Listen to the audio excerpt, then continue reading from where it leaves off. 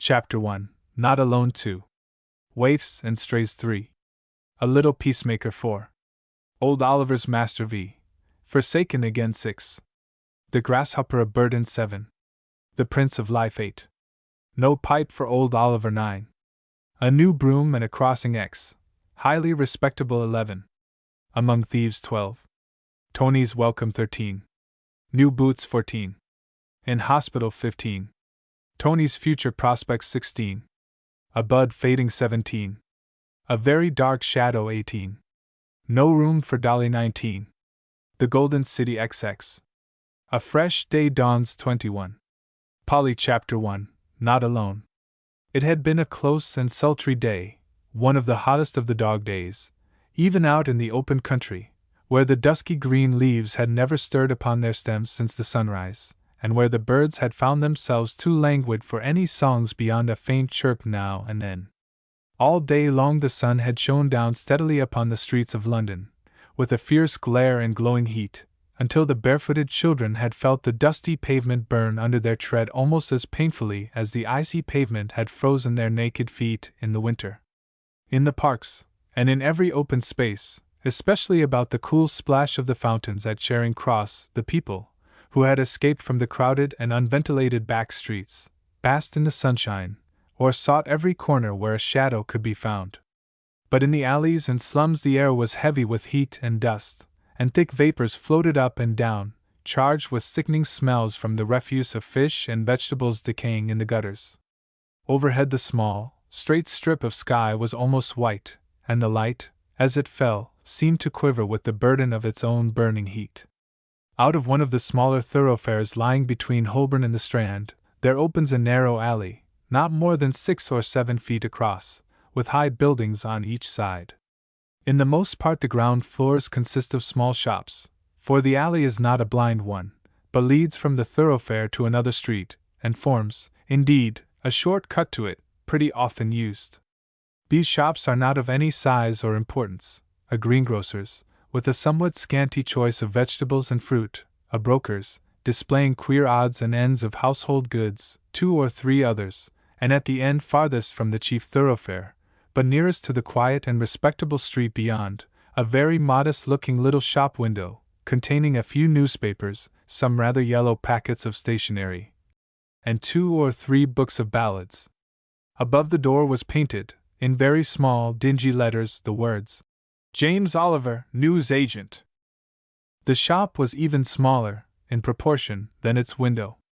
After 2 customers had entered, if such an event could ever come to pass, it would have been almost impossible to find room for a third. Along the end ran a little counter, with a falling flap by which admission could be gained to the living room lying behind the shop. This evening the flap was down, a certain sign that James Oliver, the news agent, had some guest within, for otherwise there would have been no occasion to lessen the scanty size of the counter. The room beyond was dark, very dark indeed, for the time of day, for, though the evening was coming on, and the sun was hastening to go down at last, it had not yet ceased to shine brilliantly upon the great city. But inside James Oliver's house the gas was already lighted in a little steady flame, which never flickered in the still, hot air, though both door and window were wide open. For there was a window, though it was easy to overlook it, opening into a passage 4 feet wide, which led darkly up into a still closer and hotter court, lying in the very core of the maze of streets. As the houses were 4 stories high, it is easy to understand that very little sunlight could penetrate to Oliver's room behind his shop, and that even at noonday it was twilight there. This room was of a better size altogether than a stranger might have supposed, having 2 or 3 queer little nooks and recesses borrowed from the space belonging to the adjoining house, for the buildings were old, and had probably been one large dwelling in former times. It was plainly the only apartment the owner had, and all its arrangements were those of a man living alone, for there was something almost desolate about the look of the scanty furniture, though it was clean and whole. There had been a fire, but it had died out, and the coals were black in the grate, while the kettle still sat upon the top bar with a melancholy expression of neglect about it. James Oliver himself had placed his chair near to the open door, where he could keep his eye upon the shop, a needless precaution, as at this hour no customers ever turned into it. He was an old man, and seemed very old and infirm by the dim light. He was thin and spare, with that peculiar spareness which results from the habit of always eating less than one can. His teeth, which had never had too much to do, had gone some years ago, and his cheeks fell in rather deeply. A fine network of wrinkles puckered about the corners of his eyes and mouth. He stooped a good deal, and moved about with the slowness and deliberation of age. Yet his face was very pleasant, a cheery, gentle, placid face, lighted up with a smile now and then, but with sufficient rareness to make it the more welcome and the more noticed when it came. Old Oliver had a visitor this hot evening, a neat, small, dapper woman, with a little likeness to himself, who had been putting his room to rights, and looking to the repairs needed by his linen. She was just replacing her needle, cotton, and buttons in an old-fashioned housewife, which she always carried in her pocket, and was then going to put on her black silk bonnet and colored shawl, before bidding him good-bye. Charlotte," said Oliver, after drawing a long and toilsome breath, "what would I give to be atop of the Wrekin, seeing the sun set this evening? Many and many's the summer afternoon we've spent there when we were young, and all of us alive. Dost remember how many a mile of country we could see all round us, and how fresh the air blew across the thousands of green fields? Why, I saw Snowdon once, more than 60 miles off, when my eyes were young and it was a clear sunset. I always think of the top of the Wrekin when I read of Moses going up Mount Pisgah and seeing all the land about him, north and south, east and west. Alas! There's a change in us all now. Ah! It's like another world," said the old woman, shaking her head slowly. "All the folks I used to sew for at Aston, and Uppington, and Overley Hill, they'd mostly be gone or dead by now. It wouldn't seem like the same place at all. And now there's none but you and me left, Brother James. Well, well! It's lonesome, growing old." "Yes, lonesome, yet not exactly lonesome," replied old Oliver, in a dreamy voice. "I'm growing dark a little, and just a trifle deaf, and I don't feel quite myself like I used to do, but I've got something I didn't used to have. Sometimes of an evening, before I've lit the gas, I've a sort of a feeling as if I could almost see the Lord Jesus, and hear him talking to me. He looks to me something like our eldest brother, him that died when we were little. Charlotte, do you remembers him? A white, quiet, patient face, with a smile like the sun shining behind clouds. Well, whether it's only a dream or no I cannot tell, but there's a face looks at me, or seems to look at me out of the dusk, and I think to myself, maybe the Lord Jesus says old Oliver's lonesome down there in the dark, and his eyes growing dim. I'll make myself half plain to him, then he comes and sits here with me for a little while." "Oh, that's all fancy as comes with you living quite alone," said Charlotte sharply. "Perhaps so. Perhaps so," answered the old man, with a meek sigh. "But I should be very lonesome without that." They did not speak again until Charlotte had given a final shake to the bed in the corner, upon which her bonnet and shawl had been lying. She put them on neatly and primly, and when she was ready to go she spoke again in a constrained and mysterious manner. "Heard nothing of Susan, I suppose?" she said. "Not a word," answered old Oliver, sadly. "It's the only trouble I've got. That were the last passion I ever went into, and I was hot and hasty, I know." "So you always used to be at times," said his sister. "Ah! But that passion was the worst of all," he went on, speaking slowly. "I told her if she married young Raleigh, she should never darken my doors again, never again. And she took me at my word, though she might have known it was nothing but father's hot temper. Darken my doors! Why, the brightest sunshine I could have you'd be to see her come smiling into my shop, like she used to do at home." "Well, I think Susan ought to have humbled herself," said Charlotte. "It's going on for 6 years now, and she's had time enough to see her folly. Do you know where she is?" "I know nothing about her," he answered, shaking his head sorrowfully. "Young Raleigh was wild, very wild, and that was my objection to him, but I didn't mean Susan to take me at my word. I shouldn't speak so hasty and hot now. And to think, I'd helped to bring her up so genteel, and with such pretty manners," cried the old woman, indignantly. She might have done so much better with her cleverness, too. Such a milliner as she might have turned out. Well, goodbye, Brother James, and don't go having any more of those visions. They're not wholesome for you. I should be very lonesome without them, answered Oliver. Goodbye, Charlotte, goodbye, and God bless you. Come again as soon as you can. He went with her to the door, and stayed to watch her along the quiet alley, till she turned into the street. Then, with a last nod to the back of her bonnet, as she passed out of his sight, he returned slowly into his dark shop, put up the flap of the counter, and retreated to the darker room within. Hot as it was, he fancied it was growing a little chilly with the coming of the night, and he drew on his old coat, and threw a handkerchief over his white head, and then sat down in the dusk, looking out into his shop and the alley beyond it. He must have fallen into a doze after a while, being overcome with the heat, and lulled by the constant hum of the streets, which reached his dull ear in a softened murmur, for at length he started up almost in a fright, and found that complete darkness had fallen upon him suddenly, as it seemed to him. A church clock was striking 9, and his shop was not closed yet. He went out hurriedly to put the shutters up. Chapter 2. Waifs and Strays. In the shop it was not yet so dark but that old Oliver could see his way out with the shutters, which during the day occupied a place behind the door. He lifted the flap of the counter, and was about to go on with his usual business, when a small voice, trembling a little, and speaking from the floor at his very feet, caused him to pause suddenly. "Please, there's a little girl here," said the voice. Oliver stooped down to bring his eyes nearer to the ground, until he could make out the indistinct outline of the figure of a child, seated on his shop floor, and closely hugging a dog in her arms. Her face looked small to him. It was pale, as if she had been crying quietly, and though he could not see them, a large tear stood on each of her cheeks. "What little girl are you?" he asked, almost timidly. "Ray called me Dolly," answered the child. "Haven't you any other name?" inquired old Oliver. "Nosing else but Poppet," she said. "Ray call me Dolly sometimes, and Poppet sometimes. Riss is my little dog, Beppo."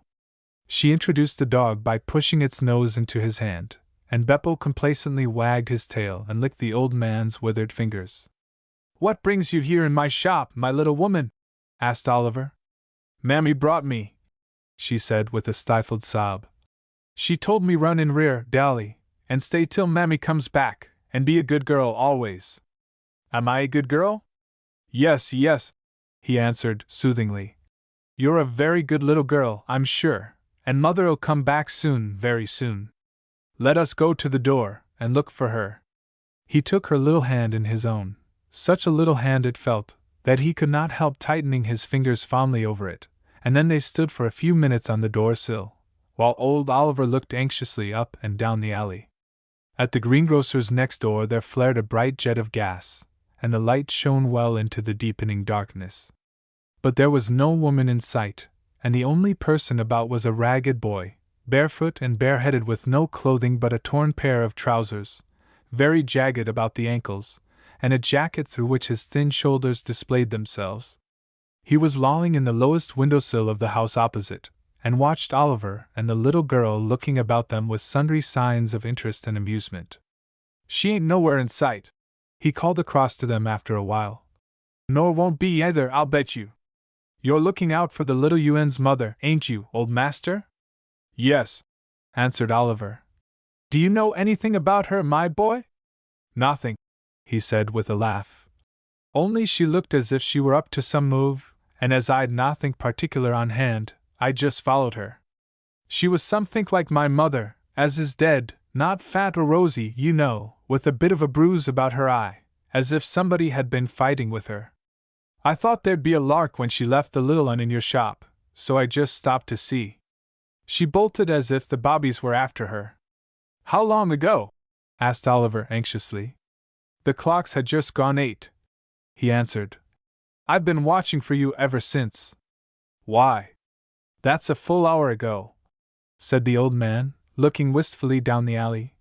"It's time she was come back again for her little girl." Illustration: The Little Stranger. But there was no symptom of anybody coming to claim the little girl, who stood very quietly at his side, one hand holding the dog fast by his ear, and the other still lying in Oliver's grasp. The boy hopped on one foot across the narrow alley, and looked up with bright, eager eyes into the old man's face. "I say," he said earnestly, "don't you go to give her up to the police. They take her to the house, and that's worse than the jail. Bless yer! They'd never take up a little thing like that to jail for a wagrant. You just give her to me, and I'll take care of her. It'd be easy enough to find victuals for such a pretty little thing as her. You give her up to me, I say." "What's your name?" asked Oliver, clasping the little hand tighter. "And where do you come from?" "From nowhere particular," answered the boy. "And my name's Antony, Tony for short. I used to have another name. Mother told it me afore she died, but it's gone clean out o' my head. Tony I am anyhow, and you can call me by it, if you choose." "How old are you, Tony?" inquired Oliver, still lingering on the threshold, and looking up and down with his dim eyes. "Bless yer! I don't know," replied Tony. "I weren't much bigger nor her when Mother died, and I've found myself ever since. I never had any father." "Found yourself?" repeated the old man absently. "Ah, it's not bad in the summer," said Tony more earnestly than before. "And I could find for the little uneasy enough. I sleep anywhere, in Covent Garden sometimes, and the parks, anywhere as the police'll let me alone. You won't go to give her up to them police, will you now, and she's so pretty?" He spoke in a beseeching tone, and old Oliver looked down upon him through his spectacles, with a closer survey than he had given to him before. The boy's face was pale and meager, with an unboyish sharpness about it, though he did not seem more than 9 or 10 years old. His glittering eyes were filled with tears, and his colorless lips quivered. He wiped away the tears roughly upon the ragged sleeve of his jacket. "I never were such a baby before," said Tony. "Only she is such a nice little thing, and such a tiny little un. You'll keep her, master, won't you? Or give her up to me?" "Aye, I'll take care of her," answered Oliver, "till her mother comes back for her. She'll come pretty soon, I know. But she wants her supper now, doesn't she?" He stooped down to bring his face nearer to the child's, and she raised her hand to it, and stroked his cheek with her warm, soft fingers. "Beppo wants his supper too," she said in a clear, shrill, little voice, which penetrated easily through old Oliver's deafened hearing. "And Beppo shall have some supper as well as the little woman," he answered. "I'll put the shutters up now, and leave the door ajar, and the gas lit for Mother to see when she comes back, and if Mother shouldn't come back tonight, the little woman will sleep in my bed, won't she? Dolly's to be a good girl till Mammy comes back," said the child, plaintively, and holding harder by Beppo's ear. "Let me put the shutters up, master," cried Tony eagerly. "I won't charge you nothink, and I'll just look round in the morning to see how you're getting along. She is such a very little thing." The shutters were put up briskly, and then Tony took a long, farewell gaze of the old man and the little child, but he could not offer to touch either of them. He glanced at his hands, and Oliver did the same, but they both shook their heads. "I'll have a wash in the morning afore I come," he said, nodding resolutely. "Goodbye, guv'nor, goodbye, little un." Old Oliver went in, leaving his door ajar, and his gas lit, as he had said. He fed the hungry child with bread and butter, and used up his halfpennyworth of milk, which he bought for himself every evening. Then he lifted her on to his knee, with Beppo in her arms, and sat for a long while waiting.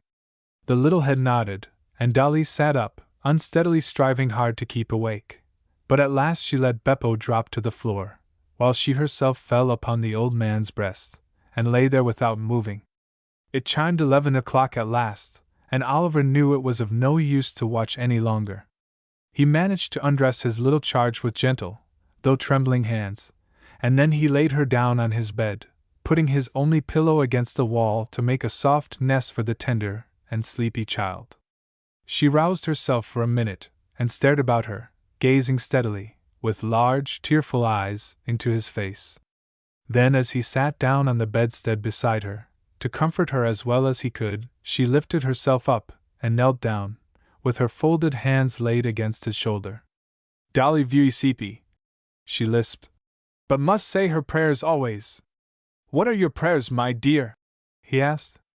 Ani God bless Grandpa and Father and Mammy and poor Beppo and make me a good girl, murmured the drowsy voice, as Dolly closed her eyes again and fell off into a deep sleep the next moment. Chapter 3. A Little Peacemaker. It was a very strange event which had befallen old Oliver. He went back to his own chair, where he smoked his Broseley pipe every night, and sank down in it, rubbing his legs softly, for it was a long time since he had nursed any child, and even Dolly's small weight was a burden to him. Her tiny clothes were scattered up and down, and there was no one beside himself to gather them together and fold them straight. In shaking out her frock a letter fell from it, and Oliver picked it up wondering whoever it could be for. It was directed to himself. Mr. James Oliver, news agent. And he broke the seal with eager expectation. The contents were these, written in a handwriting which he knew at first sight to be his daughter's.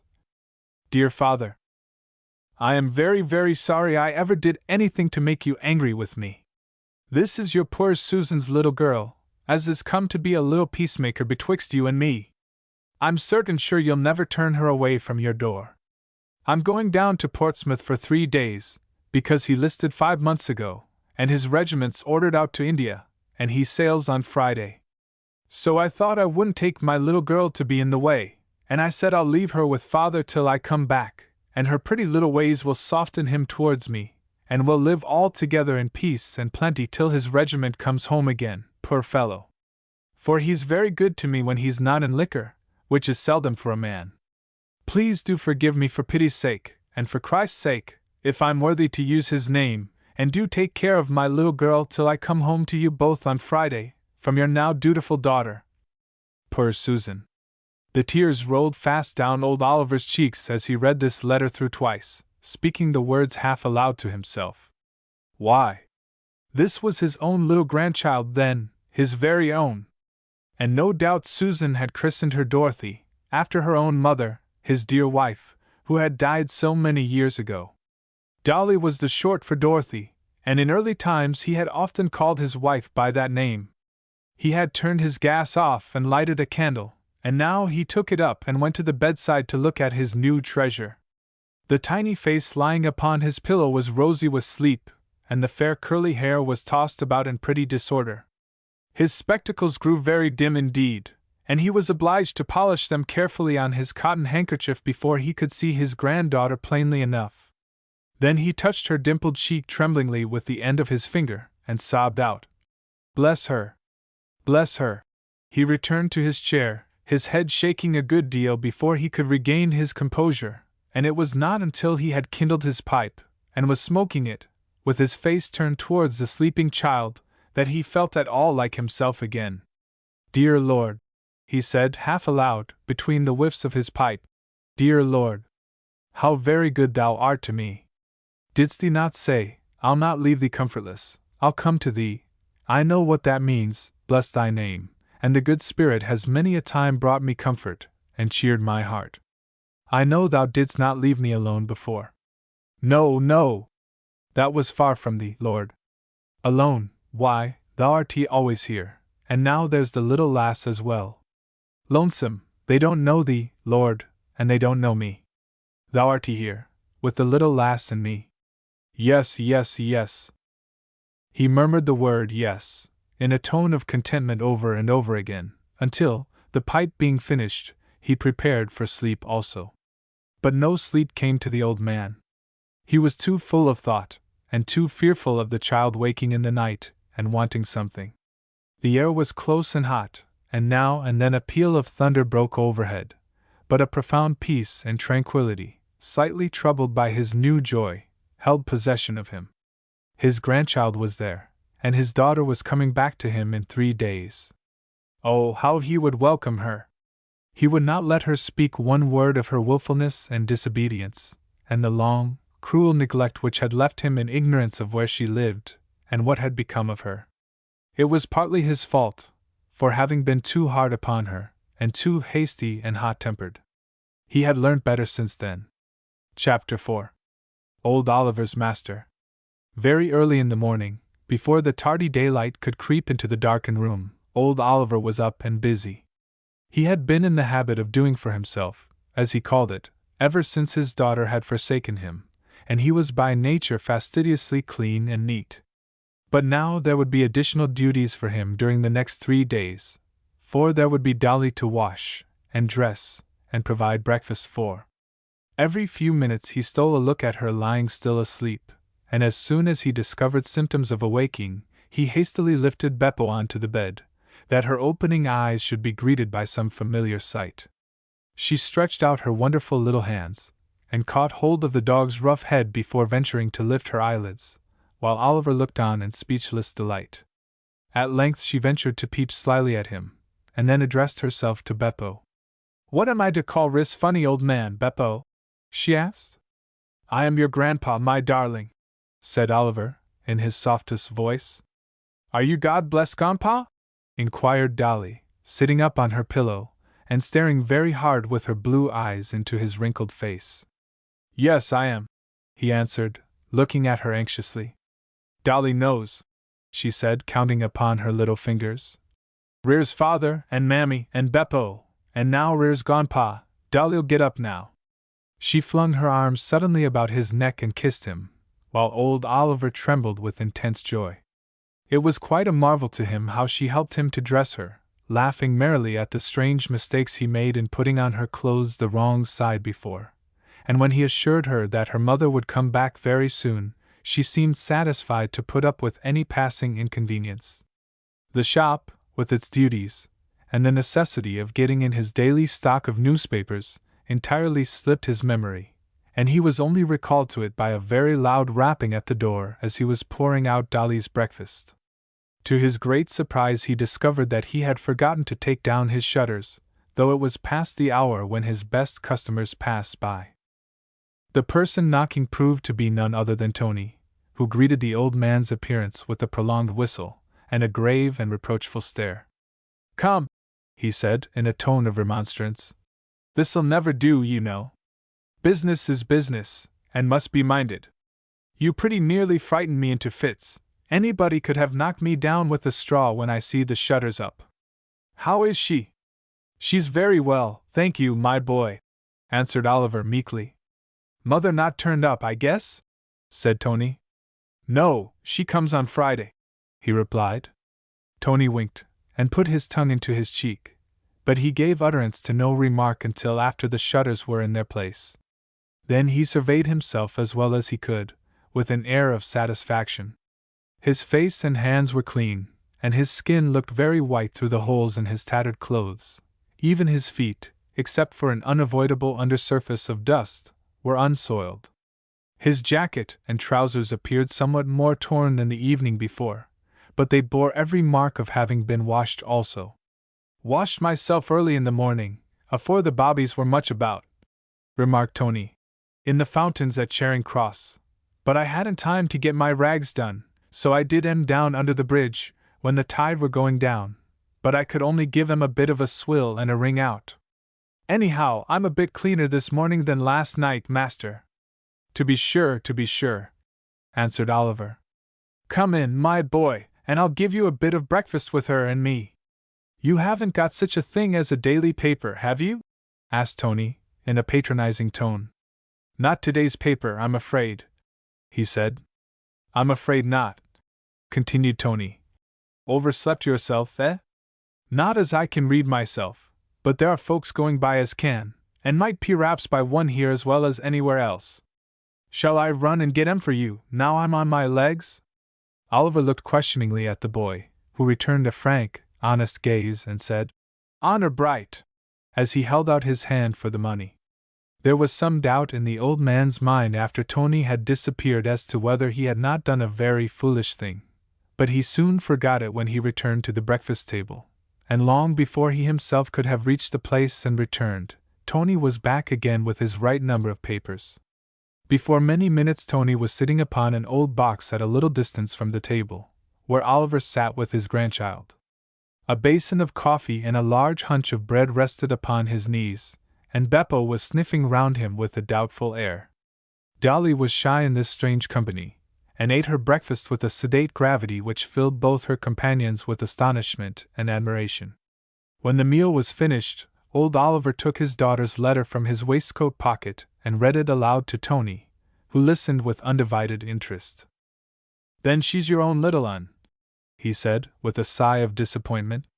"You'll never give her up to me, if you get tired of her, nor to the Pelites either," he added, with a brightening face. "No, no, no!" answered Oliver, emphatically. "Besides, her mother's coming on Friday. I wouldn't give her up for all the world, bless her!" "And he's listed," said Tony, in a tone of envy. "They wouldn't take me yet awhile, if I offered to go. But who's that she speaks of, for Christ's sake, if I am worthy to use his name, who is he?" "Don't you know?" asked Oliver. "No, never heard tell of him before," he answered. "Is he any friend o' yours?" A. Footnote A. It may be necessary to assure some readers that this ignorance is not exaggerated. The city mission reports, and similar records, show that such cases are too frequent. "Aye," said Oliver. "He's my only friend, my best friend.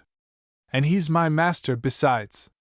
"And she thinks he'd be angry if you turned the little girl away?" pursued Tony. "Yes, yes, he'd be very angry," said old Oliver thoughtfully.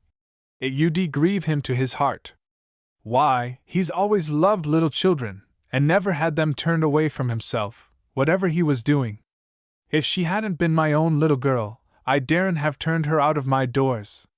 No, no, dear Lord, thee knows as I'd have taken care of her, for thy sake."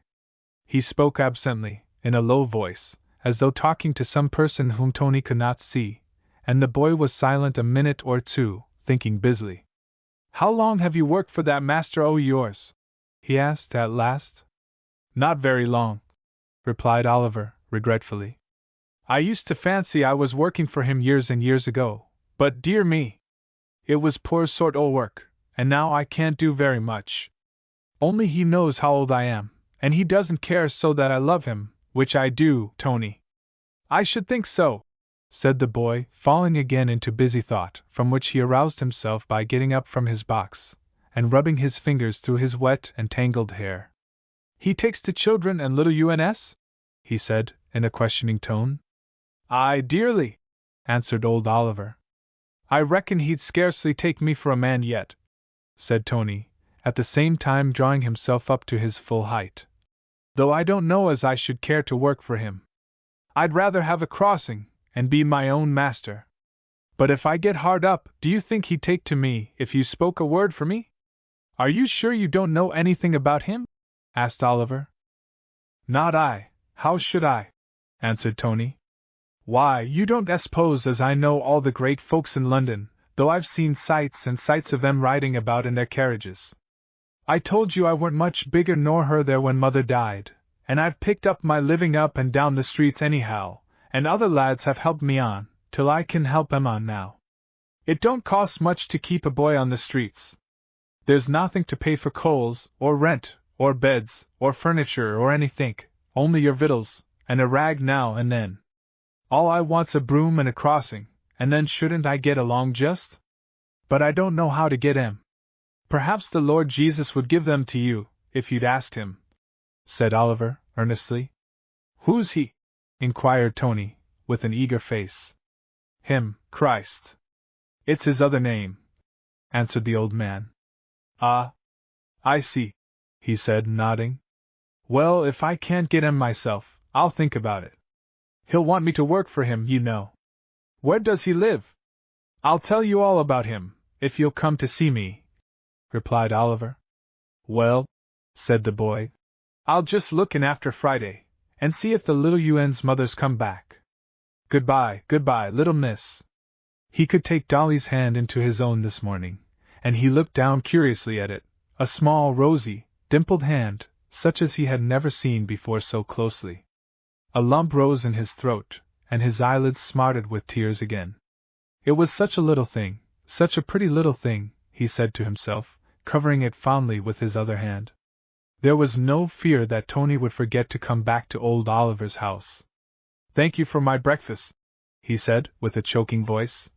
"Only if I do come to see you, it'll be to see her again, Not for anythink as I can get. Chapter 5. Forsaken Again. The next 3 days were a season of unmixed happiness to old Oliver. The little child was so merry, yet withal so gentle and sweet-tempered, that she kept him in a state of unwearied delight, without any alloy of anxiety or trouble. She trotted at his side with short, running footsteps, when he went out early in the morning to fetch his daily stock of newspapers.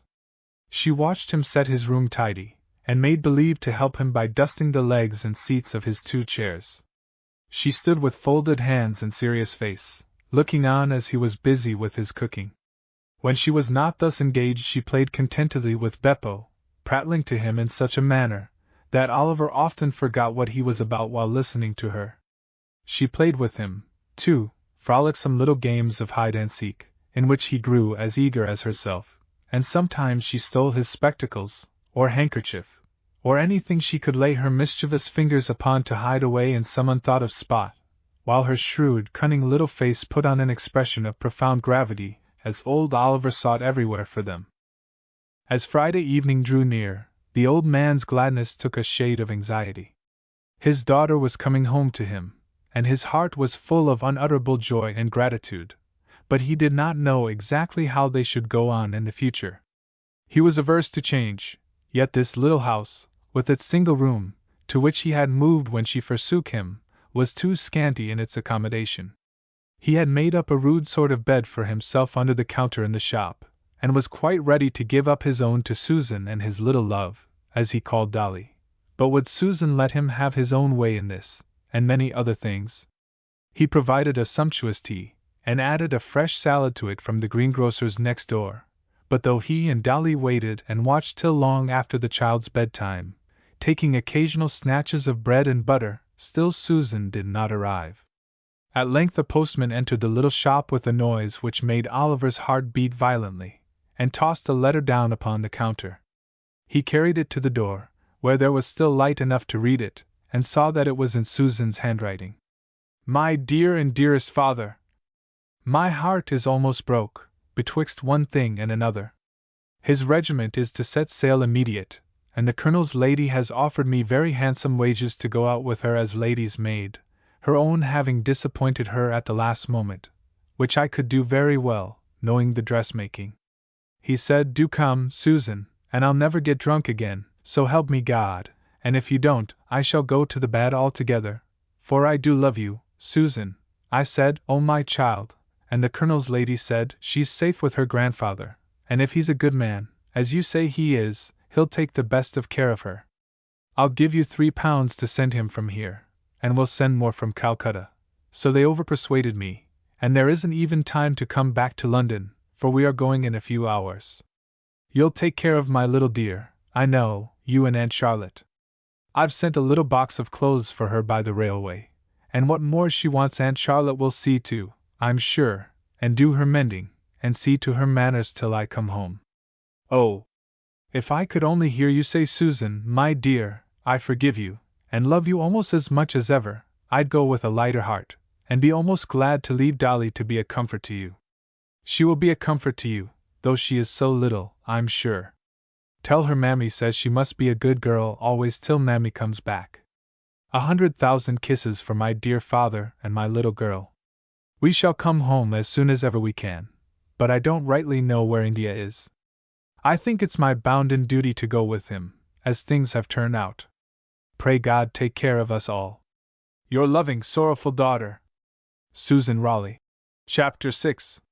The Grasshopper of Burden. It was some time before the full meaning of Susan's letter penetrated to her father's brain, but when it did, he was not at first altogether pained by it. True, it was both a grief and disappointment to think that his daughter, instead of returning to him, was already on her way across the sea to a very distant land. But as this came slowly to his mind, there came also the thought that there would now be no one to divide with him the treasure committed to his charge. The little child would belong to him alone. They might go on still, living as they had done these last 3 days, and being all in all to one another. If he could have chosen, his will would certainly have been for Susan to return to them, but since he could not have his choice, he felt that there were some things which would be all the happier for him because of her absence. He put Dolly to bed, and then went out to shut up the shop for the night. As he carried in his feeble arms a single shutter at a time, he heard himself hailed by a boy's voice, which was lowered to a low and mysterious whisper, and which belonged to Tony, who took the shutter out of his hands. "I suppose the mother turned up all right?" he said, pointing with his thumb through the half-open door. "No," answered Oliver. "I've had another letter from her, and she's gone out to India with her husband, and left the little love to live alone with me." "But whatever'll the master say to that?" inquired Tony. "What master?" asked old Oliver. "Him, Lord Jesus Christ." "What'll he say to her leaving you and the little un again?" said Tony, with an eager face. "Oh, he says a woman ought to leave her father, and keep to her husband," he answered, somewhat sadly. "It's all right, that is. I suppose he'll help you to take care of the little girl," said Tony. "I will him and me," replied old Oliver. "There's no fear of that. You never read the Testament, of course, my boy?" "Can't read, I told you," he answered. "But what's that?" "A book all about him, the Lord Jesus," said Oliver. "What he's done, and what he's willing to do for people. If you'll come of an evening, I'll read it aloud to you and my little love. She'll listen as quiet and good as any angel." "I'll come tomorrow," answered Tony, readily, and he lingered about the doorway until he heard the old man inside fasten the bolts and locks, and saw the light go out in the pane of glass over the door. Then he scampered noiselessly with his naked feet along the alley in the direction of Covent Garden, where he purposed to spend the night, if left undisturbed. Old Oliver went back into his room, where the tea-table was still set out for his Susan's welcome, but he had no heart to clear the things away. A chill came over his spirit as his eye fell upon the preparations he had made to give her such a cordial greeting, that she would know at once he had forgiven her fully. He lit his pipe, and sat pondering sorrowfully over all the changes that had happened to him since those old, far-away days when he was a boy in the pleasant, fresh, healthy homestead at the foot of the Wrekin. He felt all of a sudden how very old he was, a poor, infirm, hoary old man. His sight was growing dim even, and his hearing duller every day, he was sure of it. His limbs ached oftener, and he was earlier wearied in the evening, yet he could not sleep soundly at nights, as he had been used to do. But worst of all, his memory was not half as good as it had been. Sometimes, of late, he had caught himself reading a newspaper quite a fortnight old, and he had not found it out till he happened to see the date at the top. He could not recollect the names of people as he did once, for many of his customers to whom he supplied the monthly magazines were obliged to tell him their names and the book they wanted every time, before he could remember them. And now there was this young child cast upon him to be thought of, and cared and worked for. It was very thoughtless and reckless of Susan.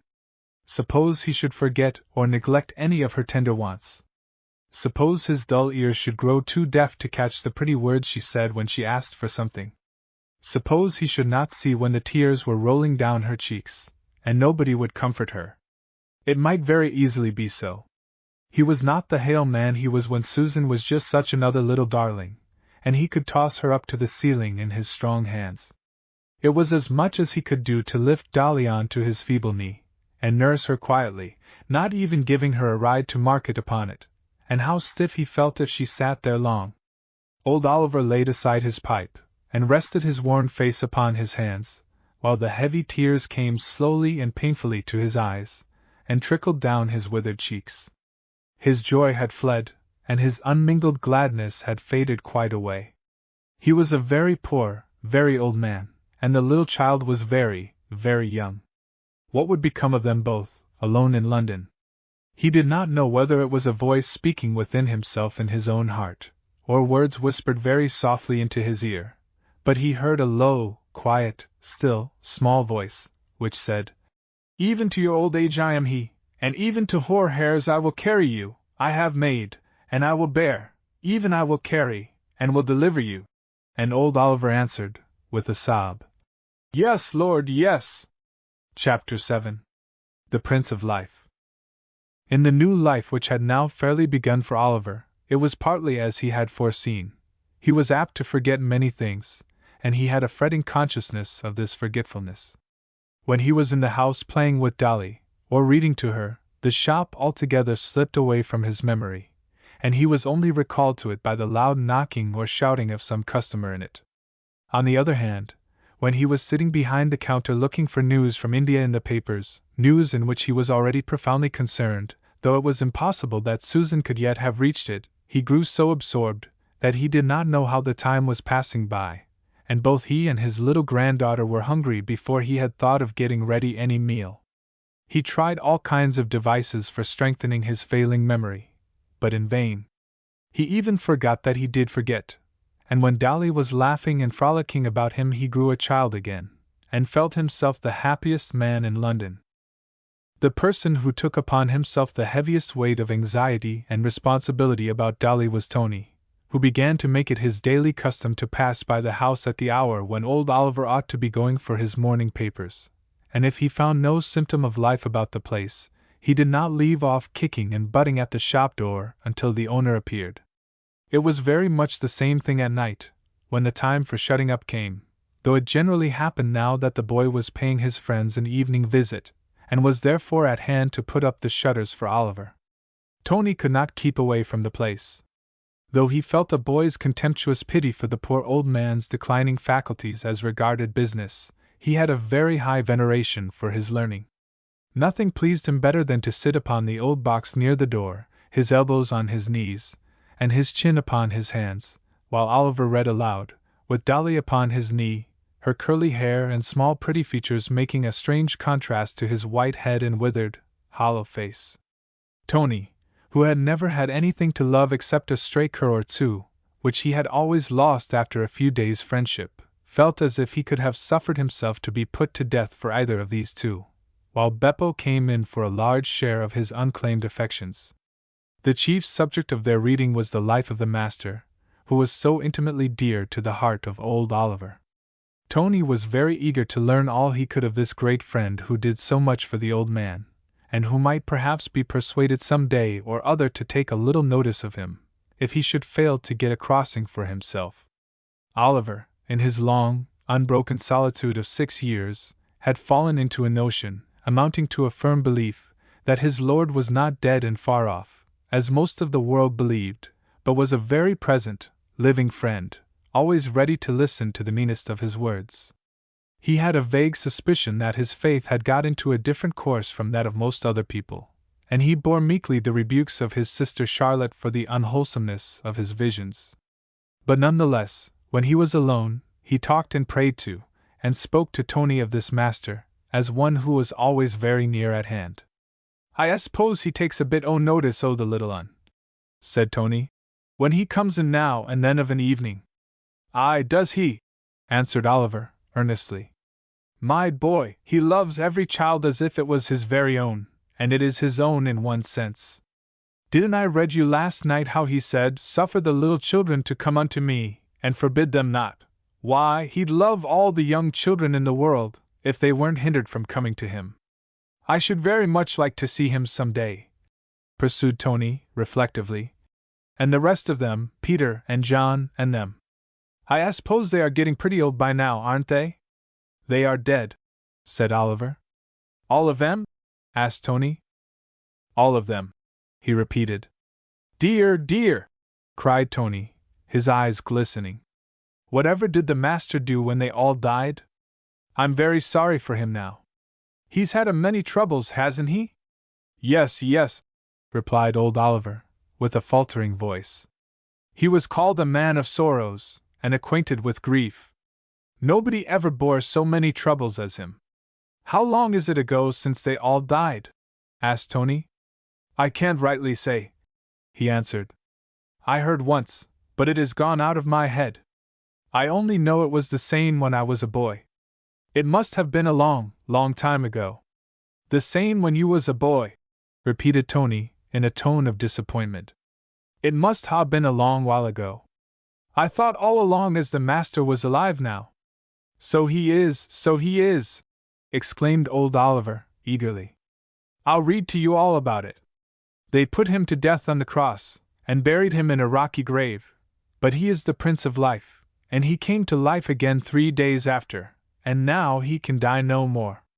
His own words to John were, I am he that liveth, and was dead, and behold, I am alive forevermore. What else can it mean but that he is living now, and will never die again?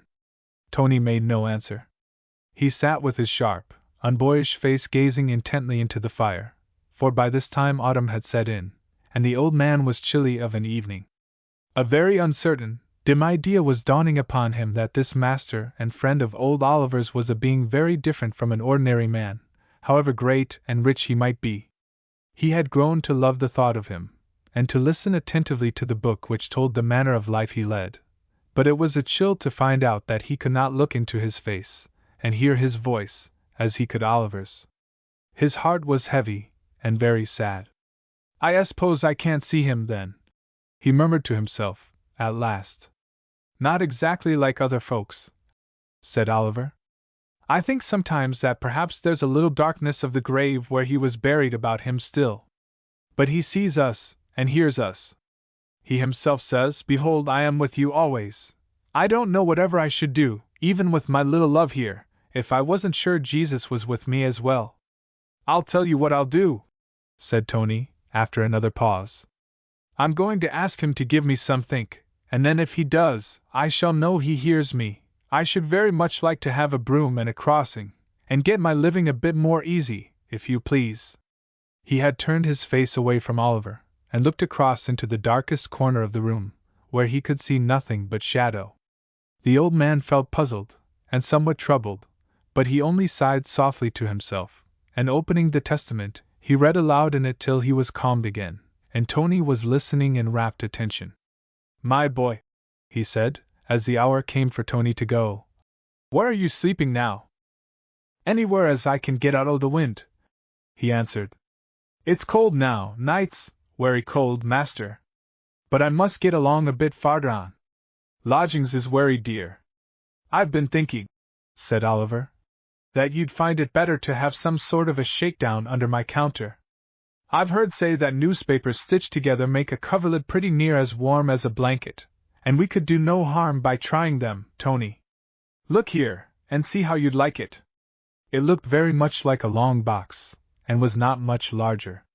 2 or 3 beetles crawled sluggishly away as the light fell upon them, and dusty cobwebs festooned all the corners. But to Tony it seemed so magnificent an accommodation for sleeping, that he could scarcely believe he heard old Oliver aright. He looked up into his face with a sharp, incredulous gaze, ready to wink and thrust his tongue into his cheek, if there was the least sign of making game of him. But the old man was simply in earnest, and without a word Tony slipped down upon a heap of paper shavings strewed within, drew his ragged jacket up about his ears, and turned his face away, lest his tears should be seen. He felt, a minute or two after, that a piece of an old rug was laid over him, but he could say nothing, and old Oliver could not hear the sob which broke from his lips. Chapter 8. No pipe for old Oliver. As some weeks went by, and no crossing and broom had been given to Tony, he began to suspect that Oliver was imposing upon him. Now that he slept under the counter, he could often hear the old man talking aloud to his invisible friend as he smoked his pipe, and once or twice Tony crept noiselessly to the door and watched him, after he had finished smoking, kneel down and hide his face in his hands for some minutes together. But the boy could see nothing, and his wish had not been granted, even though, as he grew more instructed, he followed Oliver's example, and kneeling down behind the counter, whispered out a prayer for it. To be sure his life was easier, especially the nights of it, for he never now went hungry and starved to bed upon some cold, hard doorstep. But it was old Oliver who did that for him, not old Oliver's master. So far as he knew, the Lord Jesus had taken no notice whatever of him, and the feeling, at first angry, softened down into a kind of patient grief, which was quickly dying away into indifference. Oliver had done himself no bad turn by offering a shelter to the solitary lad. Tony always woke early in the morning, and if it rained he would run for the papers, before turning out to find for himself in the streets. He generally took care to be out of the way at mealtimes, for it was as much as the old man could do to provide for himself and Dolly. Sometimes Tony saw him at the till, counting over his pence with rather a troubled face.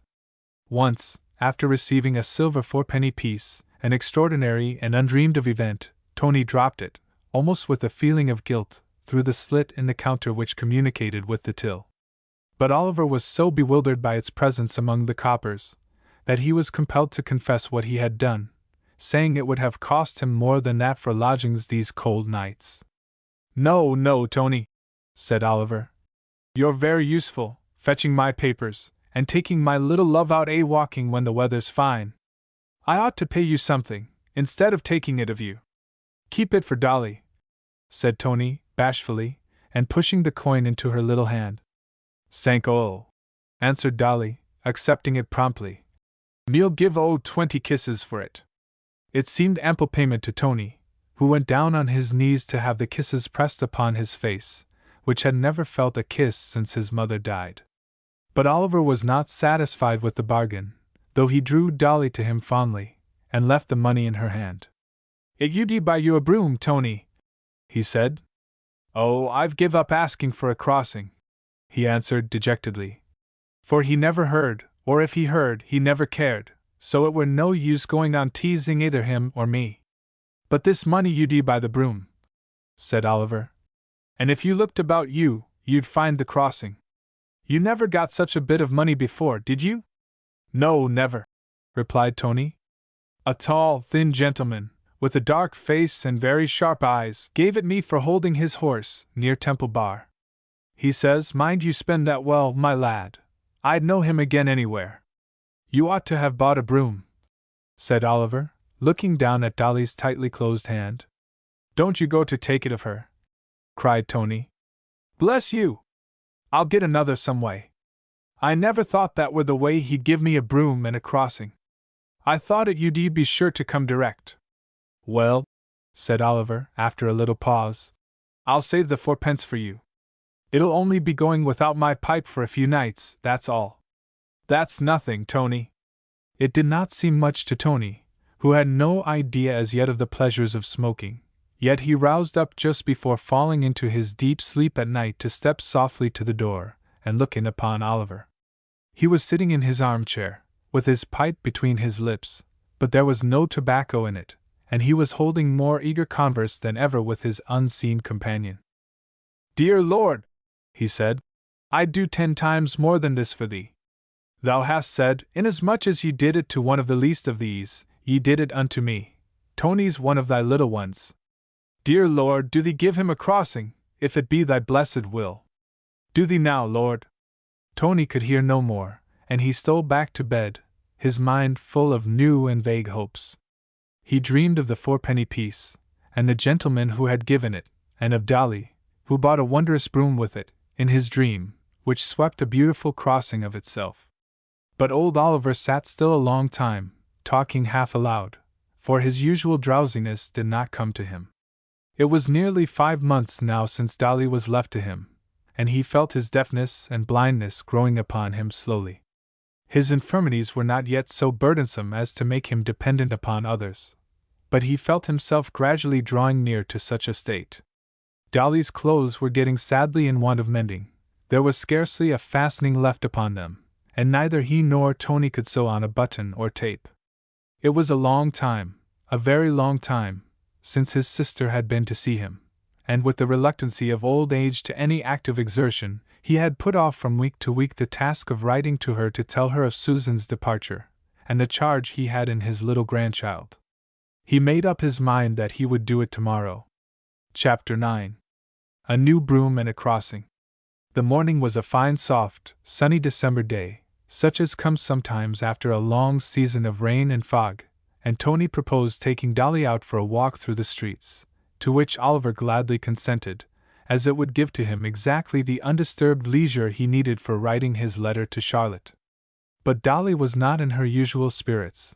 On the contrary, she was grave and sober, and at length Tony, thinking she was tired, sat down on a doorstep, and took her upon his knee, to tell her his dream of the wonderful broom which swept beautifully all by itself. Dolly grew more and more pensive after hearing this, and sat silent for a long time, with her small head resting thoughtfully upon her hand, as she looked up and down the street. "Dolly, you'd like to buy a boom," she said at last. "A great big boom, and Grandpa'll smoke his pipe again tonight. Dolly's growing a big girl, and me must be a good girl till Mammy comes back. Let us go and buy a big boom, Tony." For a few minutes Tony tried to shake her resolution and persuade her to change her mind. He even tempted her with the sight of a doll in a shop window, but she remained steadfast, and he was not sorry to give in at last. Since the idea had entered his head that the money had been given to him for the purpose of buying a broom, he had rather regretted parting with it, and he felt some anxiety lest he should not be allowed a second chance. Dolly's light-heartedness had returned, and she trotted cheerfully by his side as they walked on in search of a shop where they could make their purchase. It was some time before they found one, and they had already left behind them the busier thoroughfares, and had reached a knot of quieter streets where there were more foot passengers, for the fine morning had tempted many people out for pleasure as well as business. Tony was particular in his choice of a broom, but once bought, he carried it over his shoulder, and went on his way with Dolly in triumph. They were passing along chattering busily, when Tony's eyes fell upon a child about as old as Dolly, standing on the curbstone with a lady, who looked anxiously across to the other side of the broad and very dirty road, for the day before had been rainy. They were both finely dressed, and the little girl had on new boots of shining leather, which it was evident she was very much afraid of soiling. For a minute Tony only looked on at their perplexity, but then he went up to them, holding Dolly by the hand. Illustration: a new broom and a crossing. "If you'll take care of my little girl," he said, "I'll carry your little girl across the road. I'm wery clean for a street boy, all but my feet, 'cause I've got this little girl to take care of, and I'll do it wery gentle." Both the lady and the child looked very searchingly into Tony's face. It was pale and meager, but there was a pleasant smile upon it, and his eyes shone down upon the two children with a very loving light in them. The lady took Dolly's hand in hers, nodding permission for him to carry her little child over to the other side, and she waited for him to come back to his own charge.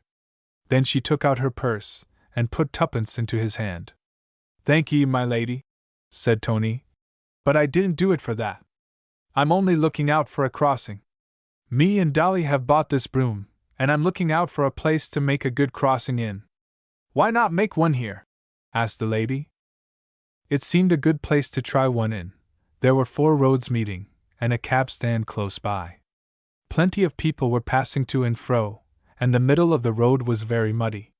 Tony begged a wisp of straw from a cabman, to make a seat for Dolly in the sunshine under a blank bit of wall, while he set to work with a will, feeling rather pleased than not that the broom would not sweep of itself. A crossing was speedily made, and for 2 or 3 hours Tony kept it well swept. By that time it was 12 o'clock, and Dolly's dinner would be ready for her before they could reach home, if old Oliver had not forgotten it. It seemed a great pity to leave his new post so early. Most passers-by, certainly, had appeared not to see him at all, but he had already received 5 halfpenny, chiefly in halfpence, from ladies who were out for their morning's walk, and Dolly was enjoying herself very much in the sunshine, receiving all the attention which he could spare from his crossing. However, a beginning was made. The broom and the crossing were his property, and Tony's heart beat fast with pride and gladness as he carried the weary little Dolly all the way home again. He resolved to put by half of his morning's earnings towards replacing the 4 apiece she had given back to him, or perhaps he would buy her a beautiful doll, dressed like a real lady. Chapter 10. Highly Respectable. As old Oliver was stooping over his desk on the counter, and bringing his dim eyes as close as he could to the letter he was writing, his shop door was darkened by the unexpected entrance of his sister Charlotte herself. She was dressed with her usual extreme neatness, bordering upon gentility, and she carried upon her arm a small fancy reticule, which contained some fresh eggs, and a few russet apples, brought up expressly from the country. Oliver welcomed her with more than ordinary pleasure, and led her at once into his room behind. Charlotte's quick eyes detected in an instant the traces of a child's dwelling there, and before Oliver could utter a word, she picked up a little frock, and was holding it out at arm's length, with an air of utter surprise and misgiving. "Brother James!" she exclaimed, and her questioning voice, with its tone of amazement, rang very clearly into his ears. "It's my little Dolly's," he answered in haste. "Poor Susan's little girl, who's gone out with her husband, young Raleigh, to India, because he's listed, and left her little girl with me, her grandfather. She came on the very last day you were here." "Well, to be sure!" cried his sister, sinking down on a chair, but still keeping the torn little frock in her hand. "I've had 2 letters from poor Susan," he continued, in a tremulous voice, "and I'll read them to you. The child's such a precious treasure to me, Charlotte, such a little love, 100 times better than any gold, and now you're come to mend up her clothes a bit, and see what she wants for me, there's nothing else that I desire. I was writing about her to you when you came in. I thought you'd gone and picked up a lost child out of the streets," said Charlotte, with a sigh of relief. "No, no, she's my own," he answered. "You hearken while I read poor Susan's letters, and then you'll understand all about it. I couldn't give her up for 100 gold guineas, not for a deal more than that." He knew Susan's letters off by heart, and did not need his spectacles, nor a good light to read them by. Charlotte listened with emphatic nods, and many exclamations of astonishment. "That's very pretty of Susan," she remarked, saying as Aunt Charlotte'll do her sewing, and see to her manners. "Aye, that I will. For who should know manners better than me, who used to work for the Staniers, and dine at the housekeeper's table, with the butler and all the head servants? To be sure I'll take care that she does not grow up ungenteel. Where is the dear child, brother James?" "She's gone out for a walk this fine morning," he answered. "Not alone?" cried Charlotte. "Who's gone out with her? A child under 5 years old could never go out all alone in London, at least I should think not. She might get run over and killed a score of times." "Oh, there's a person with her I've every confidence in," replied Oliver. "What sort of person, man or woman, male or female?" inquired Charlotte. "A boy," he answered, in some confusion. "A boy," repeated his sister, as if he had said a monster. "What boy?" "His name's Tony," he replied. "But where does he come from? Is he respectable?" she pursued, fixing him with her glittering eyes in a manner which did not tend to restore his composure. "I don't know, sister," he said in a feeble tone. "Don't know, brother James!" she exclaimed. "Don't you know where he lives?" "He lives here," stammered old Oliver. "At least he sleeps here under the counter, but he finds his own food about the streets." Charlotte's consternation was past all powers of speech. Here was her brother, a respectable man, who had seen better days, and whose sister had been a dressmaker in good families, harboring in his own house a common boy off the streets, who, no doubt, was a thief and pickpocket, with all sorts of low ways and bad language. At the same time there was poor Susan's little girl dwelling under the same roof, the child whose pretty manners she was to attend to, living in constant companionship with a vulgar and vicious boy. What she might have said upon recovering her speech, either she nor Oliver ever knew, for at this crisis Tony himself appeared, carrying Dolly and his new broom in his arms, and looking very haggard and tattered himself, his bare feet black with mud, and his bare head in a hopeless condition of confusion and tangle. "We've bought a great big boom, Grandpa!" shouted Dolly, as she came through the shop, and before she perceived the presence of a stranger. "And Tony and Dolly made a great big crossing, and got ever so much money." She was suddenly silent as soon as her eye fell upon the stranger, but Aunt Charlotte had heard enough. She rose with great dignity from her chair, and was about to address herself vehemently to Tony, when old Oliver interrupted her. "Charlotte," he said, "the boy's a good boy, and he's a help to me. I couldn't send him away. He's one of the Lord's poor little ones as are scattered up and down in this great city, without father or mother, and I must do all I can for him.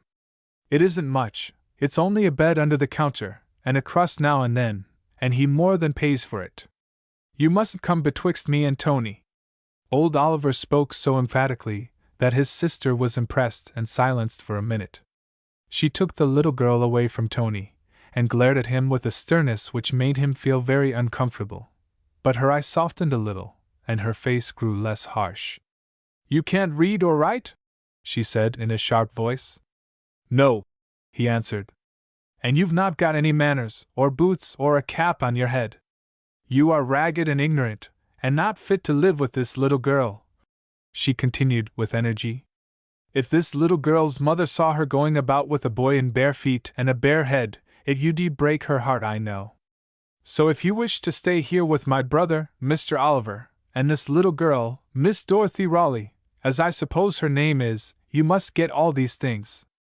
You must begin to learn to read and write, and talk properly. I shall come here again in a month's time. I shall come every month now, and if you haven't got some shoes for your feet, and a cap for your head, before I see you again, I shall just take the little girl away down into the country, where I live, and you'll never see her again. Do you understand?" "Yes," answered Tony, nodding his head. "Then you may take yourself away now," said the sharp old woman. "I don't want to be too hard upon you, but I've got this little girl to look after for her mother, and you must do as I say, or I shall carry her right off to be out of your way. Take your broom and go, and never you think of such a thing as taking this little girl to sweep a crossing again. I never heard of such a thing. There, go!" Tony slunk away sadly, with a sudden downheartedness. He returned so joyous and triumphant, in spite of his weariness, that this unexpected and unpleasant greeting had been a very severe shock to him. With his broom over his shoulder, and with his listless, slouching steps, he sauntered slowly back to his crossing, but he had no heart for it now. Chapter 11. Among Thieves. The night fell early, for a thick fog came on in the afternoon. Tony cowered down upon his broom under the wall where Dolly had sat in the sunshine all the morning to watch him sweep his crossing. It was all over now. She was lost to him, for he should never dare to go back to old Oliver's house and face that terrible old woman again. There was nothing for him but to return to his old life and his old haunts, and a chill ran through him, body and spirit, as he thought of it. His heap of paper shavings under the counter, where the biting winds could not reach him, came to his mind, and the tears rushed to his eyes. But tonight, at least, there would be no need to sleep out of doors, for he had some money in the safest corner of his ragged pocket, tied up in it securely with a bit of string. He could afford to pay for a night's lodging, and he knew very well where he could get one. About 9 o'clock Tony turned his weary feet towards a slum he knew of in Westminster, where there was a cellar open to everybody who could pay 2 pence for a night's shelter. His heart was very full and heavy with resentment against his enemy, and a great longing to see Dolly. He loitered about the door of the cellar, reluctant and almost afraid to venture in, for it was so long since he had been driven to any of these places that he felt nearly like a stranger among them. Besides, in former times he had been kicked, and beaten, and driven from the fire, and fought with by the bigger boys, and he had become unaccustomed to such treatment of late. How different this lodging-house was to the quiet, peaceful home where Dolly knelt down every evening at her grandfather's knee, and prayed for him, for now she always put Tony's name into her childish prayers. He should never hear her again, nor see old Oliver seated in his armchair, smoking his long pipe, while he talked with that strange friend and master of his. Ah! He would never hear or know any more of that unseen Christ, who was so willing to be his master and friend, for the Lord Jesus Christ could never come into such a wicked place as this, which was the only home he had. He had given him the crossing and the broom, and that was the end of it. He must take care of himself now, and keep out of jail if he could, and if not, why then he had better make a business of thieving, and become as good a pickpocket as Clever Dog Tom, who had once stolen a watch from a policeman himself. Clever Dog Tom was the first to greet Tony when he slipped in at last, and he seemed inclined to make much of him, but Tony was too troubled for receiving any consolation from Tom's friendly advances. He crept away into the darkest corner, and stretched himself on the thin straw which covered the damp and dirty floor, but he could not fall asleep. There was a good deal of quarreling among the boys, and the men who wished to sleep swore long and loudly at them. Then there followed a fight, which grew so exciting at last that every person in the place, except Tony, gathered about the boys in a ring, encouraging and cheering them. It was long after midnight before silence and rest came, and then he fell into a broken slumber, dreaming of Dolly and old Oliver, until he awoke and found his face wet with tears. He got up before any of his bedfellows were aroused, and made his way out into the fresh, keen air of a December morning. Day after day went by, and night after night Tony was growing more indifferent again to the swearing and fighting of his old comrades. He began to listen with delight to the tales of clever dog Tom, who told him that hands like his would work well in his line, and his innocent-looking face would go a long way towards softening any judge and jury, or would bring him favor with the chaplain, and easy times in jail. He kept his crossing still, and did tolerably well, earning enough to keep himself in food, and to pay for his night's shelter, but he was beginning to hanker after something more. If he could not be good, and be on the same side as old Oliver and Dolly, he thought it would be better to be altogether on the other side, like Tom, who dressed well, and lived well, and was looked up to by other boys. It was a week after he had left old Oliver's house, and he was about to leave his crossing for the night, when a gentleman stopped him suddenly, and looked keenly into his face. "Hollo, my lad," he said. "You're the boy I gave 4 pence to a week ago for holding my horse. I told you to lay it out well. What did you do with it?" "Me and Dolly bought this broom," he answered, "and I've kept this crossing ever since." "Well done," said the gentleman. "And who is Dolly?" "It's a little girl as I was very fond of," replied Tony, with a deep sigh. It seemed so long ago that he spoke of his love for her as if it was a thing altogether passed away and dead, yet his heart still ached at the memory of it. "Well, here's another 4 pence bit for you," said his friend. "Quite a new one. See how bright it is, no one has ever bought anything with it yet. Dolly will like to see it." Tony held it in the palm of his hand long after the gentleman was out of sight, gazing at it in the lamplight. It was very beautiful and shining, and oh, how Dolly's eyes would shine and sparkle if she could only see it. And she ought to see it.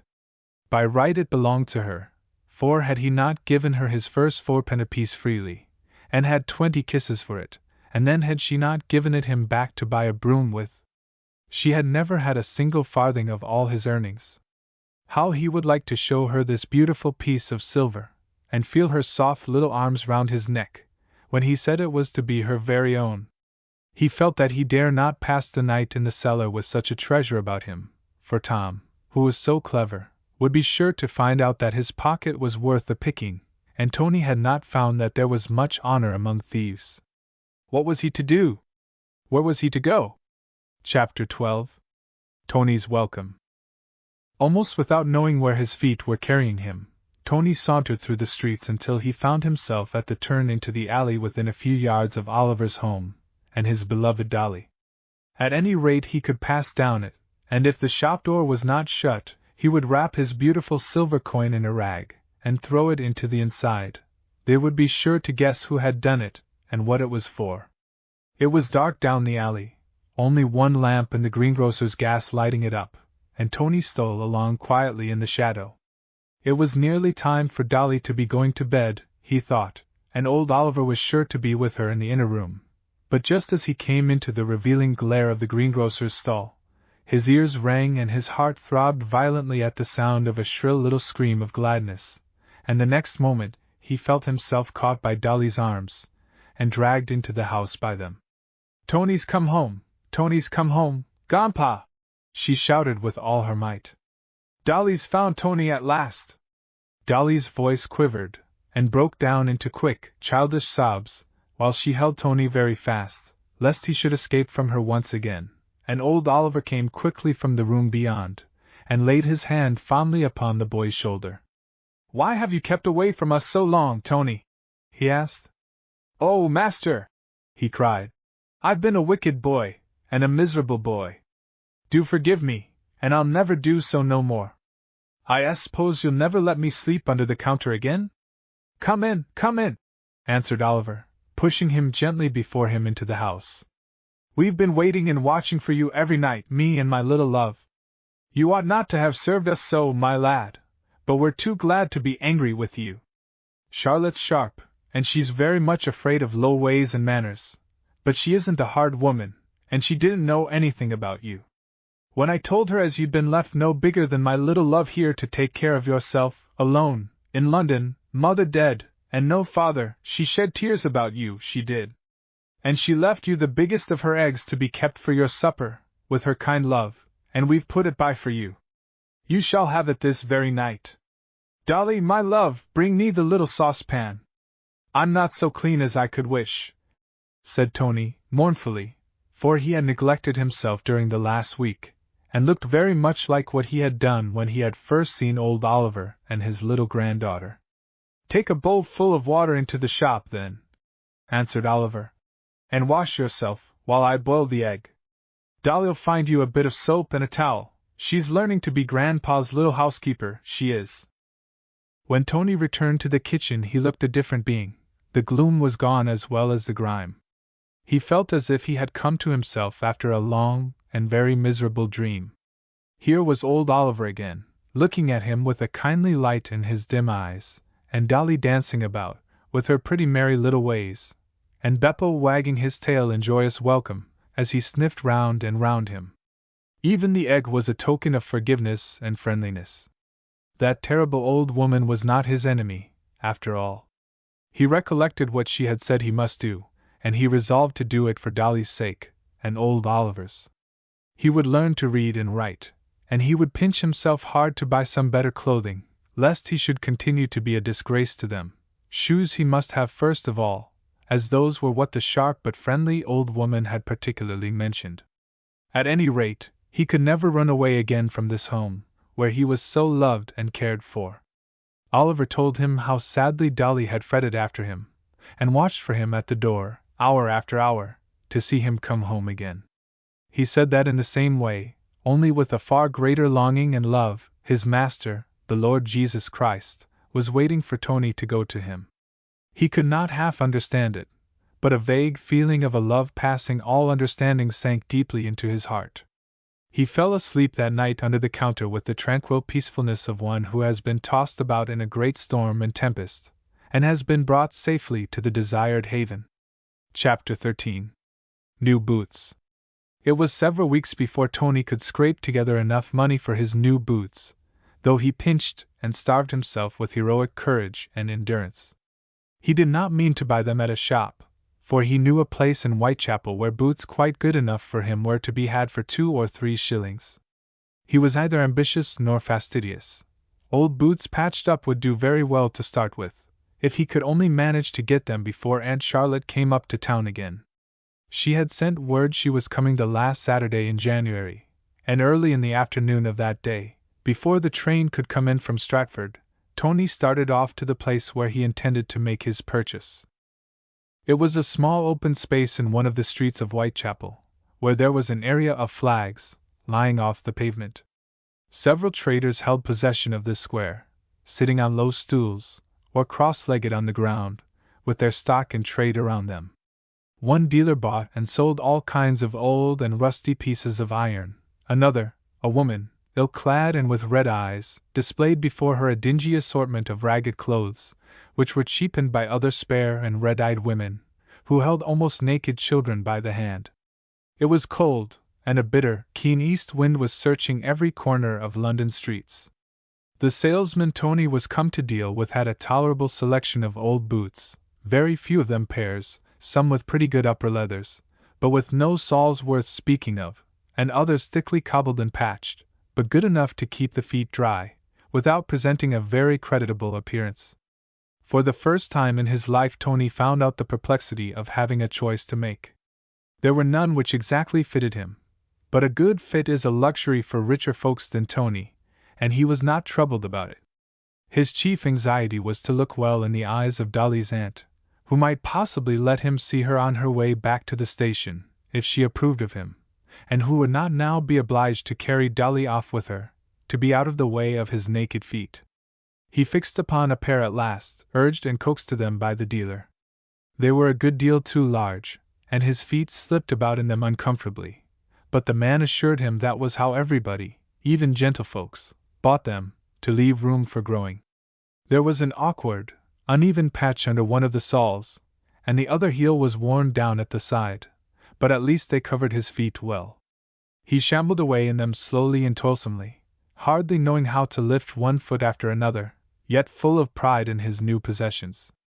It was a long way home to Old Oliver's Alley, between Holborn and the Strand, but he was in no hurry to arrive there before they had finished and cleared away their tea, so he travelled painfully in that direction, stopping now and then to regale himself at the attractive windows of tripe and cowheel shops. He watched the lamplighters kindling the lamps, and the shopkeepers lighting up their gas, and then he heard the great solemn clock of St. Paul's strike 6. Tea would be quite over now, and Tony turned down a narrow back street, which would prove a nearer way home than the thronged thoroughfares, and set off to run as fast as he could in his awkward and unaccustomed boots. It was not long before he came to a sudden and sharp fall off the curbstone, as he trod upon a bit of orange peel, and slipped upon it. He felt stunned for a few seconds, and sat still rubbing his forehead. These back streets were very quiet, for the buildings were mostly offices and warehouses, and most of them were already closed for the night. He lifted himself up at length, and set his foot upon the flags, but a shrill cry of pain broke from his lips, and rang loudly through the quiet street. He fell back upon the pavement, quivering and trembling, with a chilly moisture breaking out upon his skin. What hurt had been done to him? How was it that he could not bear to walk? He took off his new boots, and tried once more, but with no better success. He could not endure the agony of standing or moving. Yet he must move. He must get up and walk. If he did not go home, they would think he had run away again, for fear of meeting Dolly's aunt. At that thought he set off to crawl homewards upon his hands and knees, with suppressed groans, as his foot trailed uselessly along the ground. Yet he knew he could not advance very far in this manner. What if he should have to lie all night upon the hard paving stones? For he could not remember ever having seen a policeman in these back streets, and there did not seem to be anybody else likely to pass that way. It was freezing fast, now the sun was gone down, and his hands scraped up the frosty mud as he dragged himself along. If he stayed out all night, he must die of cold and pain before morning. But if that was true which old Oliver said so often, that the Lord Jesus Christ loved him, and that he was always with those whom he loved, then he was not alone and helpless even here, in the deserted street, with the ice and darkness of a winter's night about him. Oh! If he could but feel the hand of Christ touching him, or hear the lowest whisper of his voice, or catch the dimmest sight of his face. Perhaps it was he who was helping him to crawl towards the stir and light of a more frequented street, which he could see afar off, though the pain he felt made him giddy and sick. It became too much for him at last, however, and he drew himself into the shelter of a warehouse door, and crouched down in a corner, crying, with clasped hands and sobbing voice, "Oh, Lord Jesus Christ! Lord Jesus Christ!" After uttering this cry, Tony lay there for some minutes, his eyes growing glazed and his ears dull, when a footstep came briskly up the street, and someone, whom he could not now see for the strange dimness of his sight, stopped opposite to him, and then stooped to touch him on the arm. "Why," said a voice he seemed to know, "you're my young friend of the crossing, my little fourpennybit I call you. What brings you sitting here this cold night?" "I've fell down and hurt myself," answered Tony faintly. "Where?" asked the stranger. "My leg," he answered. The gentleman stooped down yet lower, and passed his hand gently along Tony's leg till he came to the place where his touch gave him the most acute pain. "Broken," he said to himself. "My boy, where's your home?" "I haven't got any right home," answered Tony, more faintly than before. He felt a strange numbness creeping over him, and his lips were too parched and his tongue too heavy for speaking. The gentleman took off his own greatcoat and wrapped it well about him, placing him at the same time in a more comfortable position. Then he ran quickly to the nearest street, hailed the first cab, and drove back to where Tony was lying. Illustration: Tony's accident. Chapter 14. In hospital. The pain Tony was suffering kept him partially conscious of what was happening to him. He knew that he was carried gently into a large hall, and that 2 or 3 persons came to look at him, to whom his new friend spoke in eager and rapid tones. "I know you do not take in accidents," he said. "But what could I do with the little fellow? He told me he had no home, and that was all he could say.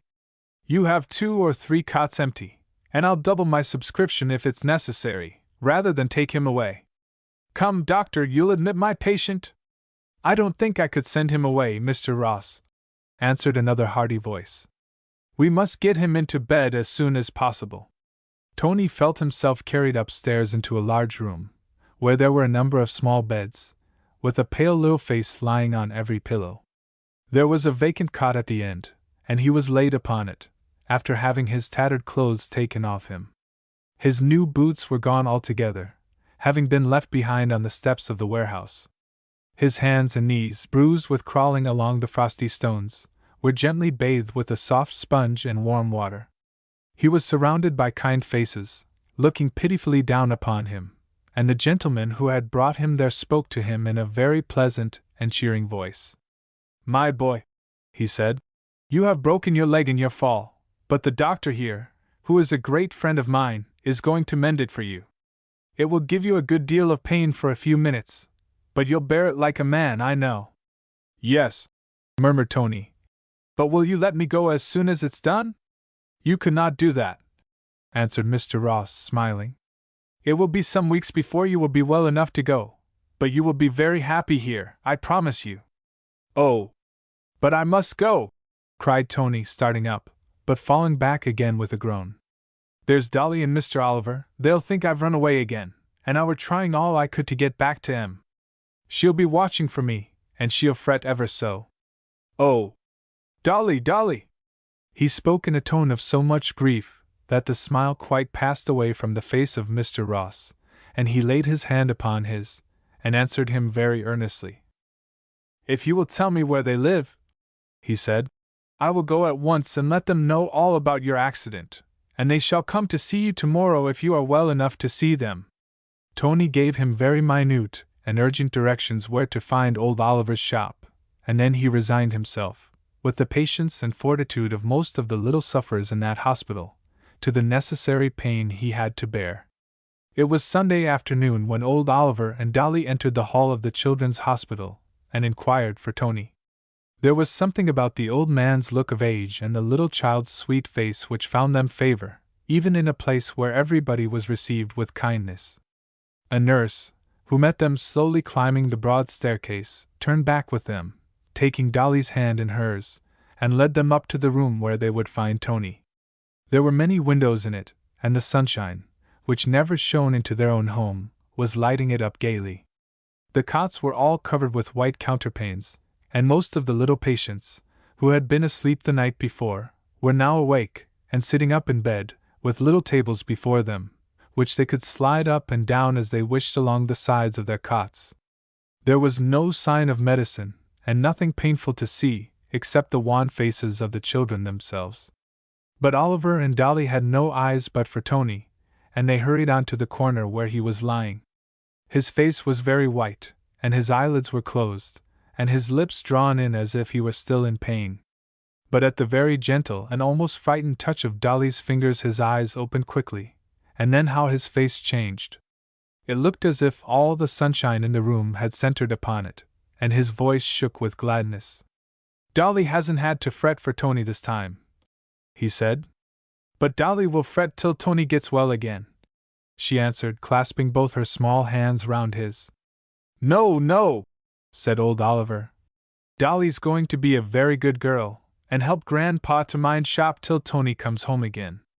This promise of promotion partly satisfied Dolly, and she sat still upon Oliver's knee beside Tony's cot, where his eyes could rest with contentment and pleasure upon them both, though the nurse would not let them talk much. When they went away she took them through the girls' wards in the story below, for the girls were more sumptuously lodged than the boys. These rooms were very lofty, with windows reaching to the cornice of the ceiling, and with grand marble chimney-pieces about the fireplaces, for in former times, the nurse told them, this had been a gentleman's mansion, where gay parties and assemblies had been held, but never had there been such a party and assembly as the one now in it.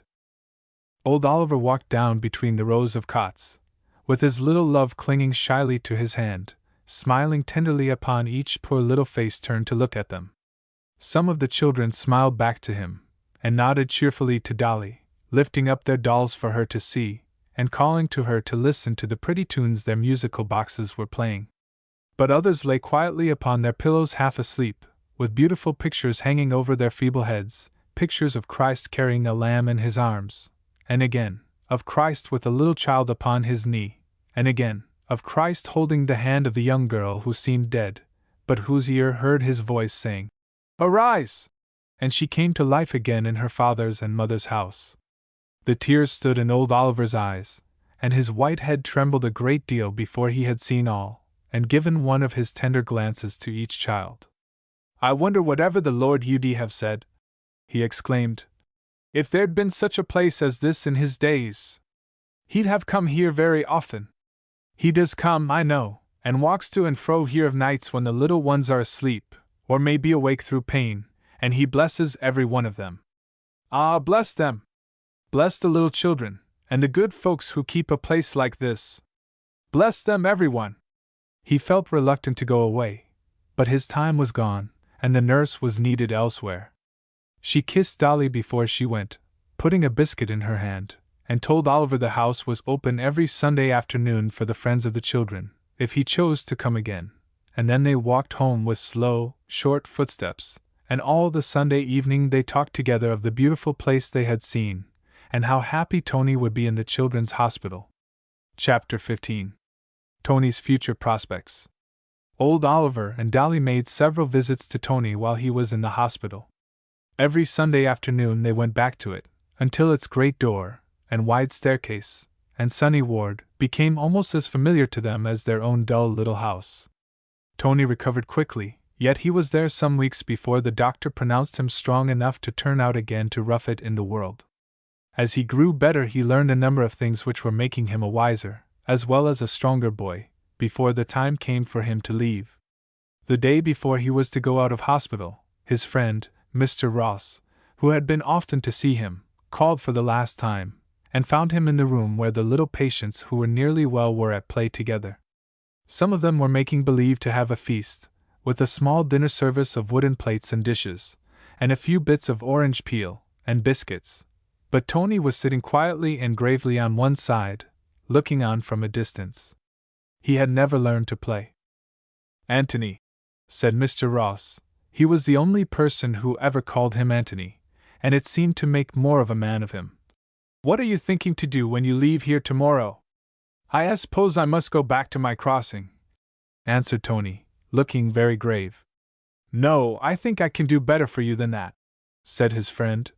"I have a sister living out in the country, about 50 miles from London, and she wants a boy to help the gardener, and run on errands for the house.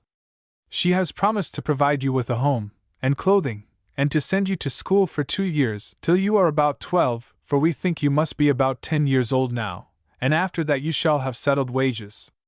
Tony listened with a quick throbbing of his heart, and a contraction in his throat, which hindered him from speaking all at once when Mr. Ross had finished. What a grand thing it would be for himself! But then there were old Oliver and Dolly to be remembered. "It ud do first rate for me," he said at last, "and I try my best to help in the garden, but I couldn't never leave Mr. Oliver and the little girl. She'd fret ever so, and he's gone so forgetful he'd lose his own head, if he could anyhow. Why, of a morning they sell him any papers as they've too many of. Sometimes it's all the Star, and sometimes it's all the Standard, and them as buys one won't have the other. I don't know why, I'm sure. But you see when I go for 'em I say 25 this, and 13 that, and I count 'em over pretty sharp, I can tell you, though I couldn't read at all afore I came here, but I could tell which was which easy enough. Then he'd never think to open his shop some mornings, and other mornings he'd open at 4 or 5 o'clock, just when he woke of hisself. No, I must stay and take care of 'em a bit, but thank you, sir, all the same." He had spoken so gravely and thoughtfully that his reasons went directly to the heart of Mr. Ross. But he asked him one more question, before he could let his good plan for the boy drop. "What has he done for you, Antony? Is he any relation of yours?" "No, no!" cried Tony, his eyes growing bright. "I haven't got any relation in all the world, but he took me in out of love, and let me sleep comfortable under the counter, instead of in the streets. I love him and Dolly, I do. I'll stay by 'em as long as ever I live, if I have to sweep a crossing till I'm an old man like him. Besides, I hear him speak a good word for me often and often to his master, and I suppose nobody else 'ud do that." "What master?" inquired Mr. Ross. "Him," answered Tony, pointing to a picture of the Savior blessing young children. "He's always talking to him as if he could see him, and he tells him everythink. No, it 'ud be better for me to stay with him and Dolly, and keep hard by my crossing, than go away from 'em, and have clothes, and lodging, and schooling for nothink." "I think it would," said Mr. Ross. "So you must go on as you are, Antony, till I can find you something better than a crossing. You are looking very well, my boy. That's a nice, warm suit of clothes you have on, better than the rags you came in by a long way." It was a sailor's suit, sent to the hospital by some mother, whose boy had perhaps outgrown it, or, it may be, whose boy had been taken away from all her tender care for him. It was of good, rough, thick blue cloth, and fitted Tony well. He had grown a good deal during his illness, and his face had become whiter and more refined. His hair, too, was cut to a proper length, and parted down the side, no longer lying about his head in a tangled mass.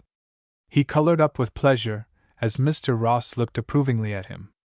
"They've lent it me till I go out," he said, with a tone slightly regretful in his voice. "I only wish Dolly could have seen me in it, and her Aunt Charlotte. My own things were too ragged for me to wear 'em in a place like this." "They've given it to you, Antony," replied Mr. Ross. "Those are the clothes you will go home in tomorrow." It seemed too much for Tony to believe, though a nurse who was sitting by and sewing away busily told him it was quite true. He was intensely happy all the rest of the day, often standing up, and almost straining his neck to get a satisfactory view of his own back, and stroking the nap of his blue trousers with a fondling touch. They would all see him in it, old Oliver, Dolly, and Aunt Charlotte. There would be no question now as to his fitness for taking Dolly out for a walk. He would be dressed well enough to attend upon a princess. This made famous amends for the pair of old boots he had lost the night he broke his leg, a loss he had often silently lamented over in his own mind. The nurse told him she was patching up his old clothes, and making him a cap, to wear when he was at work on his crossing, for the new ones were much too good for that, and Tony felt as rich as if a large fortune had been left to him. It was a very joyful thing to go home again. Dolly was a little shy at first of this new Tony, so different from the poor, ragged, wild-looking old Tony, but a very short time was enough to make her familiar with his nice blue suit and the anchor buttons upon it. He found his place under the counter all nicely papered to keep the draughts out, and a little chaff mattress, made by Aunt Charlotte, laid down instead of the shavings upon the floor. It was even pleasanter to be here than in the hospital. But Tony found it hard work to go back to his crossing in the morning, and he could not make out what was the matter with himself, he felt so cross and idle. His old clothes seemed really such horrid rags that he could scarcely bear to feel them about him, and if any passer-by looked closely at him, he went red and hot all over. He was not so successful as he thought he had been before his accident, or as he thought he ought to be, for the roads were getting cleaner with the drier weather, and few persons considered it necessary to give him a copper for his almost needless labor. Worst of all, clever dog Tom found him out, and would come often to see him, sometimes jeering him for his poor spirit in being content with such low work, and sometimes boasting of the fine things he could do, and displaying the fine clothes he could wear. It was truly very hard work for Tony, after his long holiday at the hospital, where he had had as much luxury and attention as a rich man's son. But at home in the evening Tony felt all right again. Old Oliver set him to learn to read and write, and he was making rapid progress, more rapid than Dolly, who began at the same time, but who was apt to look upon it all as only another kind of game, of which she grew more quickly tired than of hide-and-seek. There was no one to check her, or to make her understand it was real, serious work. Either old Oliver nor Tony could find any fault with their darling. Now and then there came letters from her mother, full of anxious questions about her, and loving messages to her, telling her to be a good girl till she came back, but never saying a word as to when there was any chance of her returning to England. In one of these letters she sent word that a little sister was come for her out in India, who was just like what Dolly herself had been when she was a baby, but neither Oliver nor Tony could quite believe that. There never had been such a child as Dolly. There never would be again. Chapter 16. A Bud Fading. A second summer went by with its long, hot days, when the sun seemed to stand still in the sky, and to dart down its most sultry beams into the dustiest and closest streets. Out in the parks, and in the broad thoroughfares where the fresh breeze could sweep along early in the morning, and in the evening as soon as the air grew cooler, it was very pleasant weather, and the people who could put on light summer dresses enjoyed it very much. But away among the thickly built and crowded houses, where there were thousands of persons breathing over and over again the same hot and stagnant atmosphere, it seemed as if the most delicate and weakly among them must be suffocated by the breathless heat. Old Oliver suffered very greatly, but he said nothing about it. Indeed, he generally forgot the cause of his languor and feebleness. He never knew now the day of the week, nor the month of the year. If any one had told him in the dog days of July that it was still April, he would only have answered gently that it was bright, warm weather for the time of year. But about old times his memory was good enough. He could tell long stories of his boyhood, and describe the hills of his native place in such a manner as to set Tony full of longings after the country, with its cornfields, and meadows, and hedgerows, which he had never seen. He remembered his Bible, too, and could repeat chapter after chapter describing his master's life, as they sat together in the perpetual twilight of their room, for now that it was summer-time it did not seem right to keep the gas burning. Tony's crossing had failed him altogether, for in dry weather nobody wanted it, but in this extremity Mr. Ross came to his aid, and procured him a place as errand-boy, where he was wanted from 8 o'clock in the morning till 7 at night, so that he could still open old Oliver's shop, and fetch him his right papers before he went out, and put the shutters up when he came back. To become an errand-boy was a good step forwards, and Tony was more than content. He never ran about bareheaded and barefooted now as he had done 12 months before, and he had made such good progress in reading and writing that he could already make out the directions upon the parcels he had to deliver, after they had been once read over to him. He did not object to the dry weather and clean streets as he had done when his living depended upon his crossing. On the contrary, he enjoyed the sunshine, and the crowds of gaily dressed people, for he could hold up his head amongst them, and no longer went prowling about in the gutters searching after bits of orange peel. He kicked them into the gutters instead, mindful of that accident which had befallen him, but which turned out so full of good for him. Illustration: Dolly's Monthly Register. But if there had been any eye to see it, a very slow and very sad change was creeping over Dolly, so slowly indeed, that perhaps none but her mother's eye could have seen it at first. On the 1st of every month, which old Oliver knew by the magazines coming in, he marked how much his little love had grown by placing her against the side-post of the door, and making a thick pencil line where her curly head reached to. He looked at this record often, smiling at the rate his little woman was growing taller, but it was really no wonder that his dim eyes, loving as they were, never saw how the rosy color was dying away out of her cheeks, as gradually as the red glow fades away in the west after the sun has set, nor how the light grew fainter and fainter in her blue eyes, until they looked at him very heavily from under her drooping eyelids. The house was too dark for any sight to see very clearly. The full, strong, healthy light of the sun could not find its way into it, and day after day Dolly became more like one of those plants growing in shady places, which live and shoot up, but only put out pale and sickly leaves and feeble buds. One by one, and by little and little, with degrees as small as her own tiny footsteps, she lost all her merry ways, dropping them, here one and there another, upon the path she was silently treading, as little children let fall the flowers they have gathered in the meadows, along their road homewards. Yet, all the time old Oliver was loving and cherishing her as the dearest of all treasures, second only to the master whom he loved so fully, but he never discovered that there was any change in her.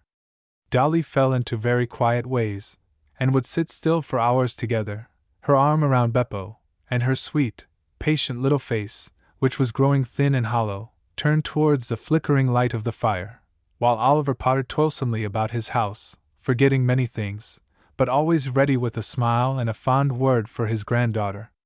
Just as Oliver was too old to feel any anxiety about Dolly, so Tony was too young, and knew too little of sickness and death. Moreover, when he came home in the evening, full of the business of the day, with a number of stories to tell of what had happened to him, and what he had seen, Dolly was always more lively, and had a feverish color on her face, and a brilliant light in her eyes. He seemed to bring life and strength with him, and she liked him to nurse her on his knee, which did not grow tired and stiff like her grandfather's. How should Tony detect anything amiss with her? She never complained of feeling any pain, and he was glad for her to be very quiet and still while he was busy with his lessons. But when the summer was ended, and after the damp warm fogs of November were over, and a keen, black frost set in sharply before Christmas, a frost which had none of the beauty of white lime and clear blue skies, but which hung over the city like a pall, and penetrated to every fireside with an icy breath, when only the strong and the healthy, who were well clothed and well fed, could meet it bravely, while the delicate, and sickly, and poverty-stricken, shrank before it, and were chilled through and through, then Dolly drooped and failed altogether. Even old Oliver's dull ears began to hear a little cough, which seemed to echo from some grave not very far away, and when he drew his little love between his knees, and put on his spectacles to gaze into her face, the dearest face in all the world to him, even his eyes saw something of its wanness, and the hollow lines which had come upon it since the summer had passed away. The old man felt troubled about her, yet he scarcely knew what to do. He bought sweetmeats to soothe her cough, and thought sometimes that he must ask somebody or other about a doctor for her, but his treacherous memory always let the thoughts slip out of his mind. He intended to take counsel with his sister when she came to see him, but Aunt Charlotte was herself very ill with an attack of rheumatism, and could not get up to old Oliver's house. Chapter 17. A very dark shadow.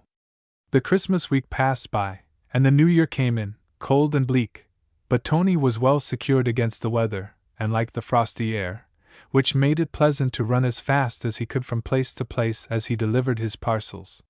When Boxing Day came, which was half-holiday for him, he returned to the house at midday, carrying with him 3 mince pies, which he had felt himself rich enough to buy in honor of the holiday.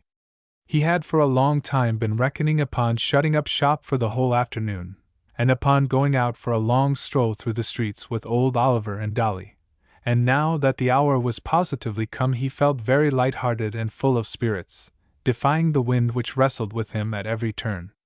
Dolly must be wrapped up well, he said to himself, and old Oliver must put on his drab great coat, with mother-o'-pearl buttons, which he had brought up from the country 40 years ago, and which was still good for keeping out the cold. He ran down the alley, and passed through the shop whistling cheerily, and disdaining to lift the flap of the counter, he took a running vault over it, and landed at once inside the open kitchen door. But there was old Oliver sitting close to the fire, with Dolly on his knee, and her little head lying upon his breast, while the tears trickled slowly down his furrowed cheeks onto her pretty curls. Beppo was standing between his legs, licking Dolly's small hand, which hung languidly by her side. Her eyelids were closed, and her face was deadly white, but when Tony uttered a great cry of trouble, and fell on his knees before her, she opened her heavy eyes, and stretched out her cold thin hand to stroke his cheeks. "Dolly's so very ill, Tony," she murmured. "Poor Dolly's very ill indeed." "I don't know whatever is the matter with my little love," said the old man, in a low and trembling voice. "She fell down all of a sudden, and I thought she was dead, Tony, but she's coming round again now. Isn't my little love better now?" "Yes, Grandpa, yes, Dolly's better," she answered faintly. "Let me hold her, master," said Tony, his heart beating fast. "I can hold her stronger and more comfortable, maybe, than you. You're tired ever so, and you'd better get yourself a bit of dinner. Shall Tony nurse you now, Dolly?" The little girl raised her arms to him, and Tony took her gently into his own, sitting down upon the old box in the chimney corner, and putting her to nestle comfortably against him. Dolly closed her eyes again, and by he knew that she had fallen into a light sleep, while old Oliver moved noiselessly to and fro, only now and then saying half aloud, in a tone of strange earnestness and entreaty, "Lord! Dear Lord!" After a while the old man came and bent over them both, taking Dolly's arm softly between his withered fingers, and looking down at it with a shaking head. "She's very thin, Tony, look at this little arm," he said. "Wasting away! Wasting away! I've watched all my little ones waste away except my poor Susan. Couldn't there anything be done to save her?" "Aye," answered Tony in an energetic whisper, while he clasped Dolly a little tighter in his arms. "Aye. They could cure her easily at the hospital. Bless yer! There were little UNS 10 times worse than her as they sent home cured. Let us take her there as soon as ever she wakes up, and she'll be quite well directly, I promise you. The doctor knows me, and I'll speak to Mr. Ross for her. Do you get a bit of dinner, and hearten yourself up for it, and we'll set off as soon as she's awake." Old Oliver turned away comforted, and prepared his own and Tony's dinner, and put a mince pie into the oven to be ready to tempt Dolly's appetite when she awoke. But she slept heavily all the afternoon till it was almost dark outside, and the lamps were being lit, when she awoke, restless and feverish. "Would Dolly like to go to that nice place, where the little girls had the dolls and the music?" asked Tony, in a quavering voice which he could scarcely keep from sobs. "The good place where Tony got well again, and they gave him his new clothes? Everybody you'd be so very kind to poor little Dolly, and she'd come home again, quite cured and strong, like Tony was." "Yes, yes!" cried Dolly eagerly, raising herself up in his arms. "It's a nice place, and the sun shines, and Dolly you'd like to go. Only she'll be sure to come back to Grandpa." It was some time yet before they were quite ready to start, though Dolly could not be coaxed to eat the hot mince pie, or anything else. Old Oliver had to get himself into his drab overcoat, and the ailing child had to be protected in the best way they could against the searching wind. After they had put on all her own warmest clothing, Tony wrapped his own thick blue jacket about her, and lifting her very tenderly in his arms, they turned out into the streets, closely followed by Beppo. It was now quite night, but the streets were well lighted from the shop windows, and throngs of people were hurrying hither and thither, for it was Boxing Night, and all the lower classes of the inhabitants were taking holiday. But old Oliver saw and heard nothing of the crowd. He walked on by Tony's side, with feeble and tottering steps, deaf and blind, but whispering all the while, with trembling lips, to one whom no one else could see or hear. Once or twice Tony saw a solemn smile flit across his face, and he nodded his head and raised his hand, as one who gives his assent to what is said to him. So they passed on through the noisy streets till they reached quieter ones, where there were neither shops nor many passers-by, and there they found the home where they were going to leave their treasure for a time. Chapter 18. No room for Dolly. Old Oliver rang the house bell very quietly, for Dolly seemed to be asleep again, and lay quite still in Tony's arms, which were growing stiff and benumbed by the cold. The door was opened by a porter, whose face was strange to them both, for he had only come in for the day while the usual one took holiday. Old Oliver presented himself in front, and pointed at his little grandchild as Tony held her in his arms while he spoke to the porter in a voice which trembled greatly. "We've brought you our little girl, who is very ill," he said, "but she'll soon get well in here, I know. I'd like to see the doctor, and tell him all about her." "We're quite full," answered the porter, filling up the doorway. "Full?" repeated old Oliver, in a tone of questioning. "Aye. All our cots are full," he replied. "Chock full. There ain't no more room. We've turned 2 or 3 away this morning, when they came at the right time. This isn't the right time to bring any child here." "But my little love is very ill," continued old Oliver. "This is the right place, isn't it? The place where they nurse little children who are ill." "It's all right," said the porter. "It's the right place enough, only it's brimful, and running over, as you may say. We couldn't take in one more, if it was ever so. But you may come in and sit down in the hall for a minute or two, while I fetch one of the ladies." Old Oliver and Tony entered, and sat down upon a bench inside. There was the broad staircase, with its shallow steps, which Dolly's tiny feet had climbed so easily, and it led up to the warm, pleasant nurseries, where little children were already falling asleep, almost painlessly, in their cozy cots. Tony could not believe that there was not room for their darling, who had been so willing to come to the place she knew so well, yet a sob broke from his lips, which disturbed Dolly in her sleep, for she moaned once or twice, and stirred uneasily in his arms. The old man leaned his hands upon the top of his stick, and rested his white head upon them, until they heard light footsteps, and the rustling of a dress, and they saw a lady coming downstairs to them. "I think there's some mistake here, ma'am," said Oliver, his eye wandering absently about the large entrance hall.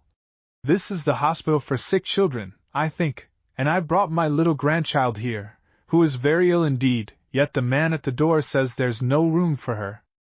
I think it must be a mistake." "No," said the lady. "I am sorry to say it is no mistake. We are quite full, there is not room for even one more. Indeed, we have been obliged to send cases away before today." "Who is your recommendation from?" "I didn't know you'd want any recommendation," answered old Oliver, very mournfully. "She's very ill, and you could cure her here, and take better care of her than Tony and me, and I thought that was enough. I never thought of getting any recommendation, and I don't know where I could get one." "Mr. Ross you'd give us one," said Tony eagerly. "Yet even then," answered the lady, "we could not take her in until some of the cots are empty." "You don't know me," interrupted Tony eagerly. "But Mr. Ross brought me here, a year ago now, and they cured me, and set me up stronger than ever.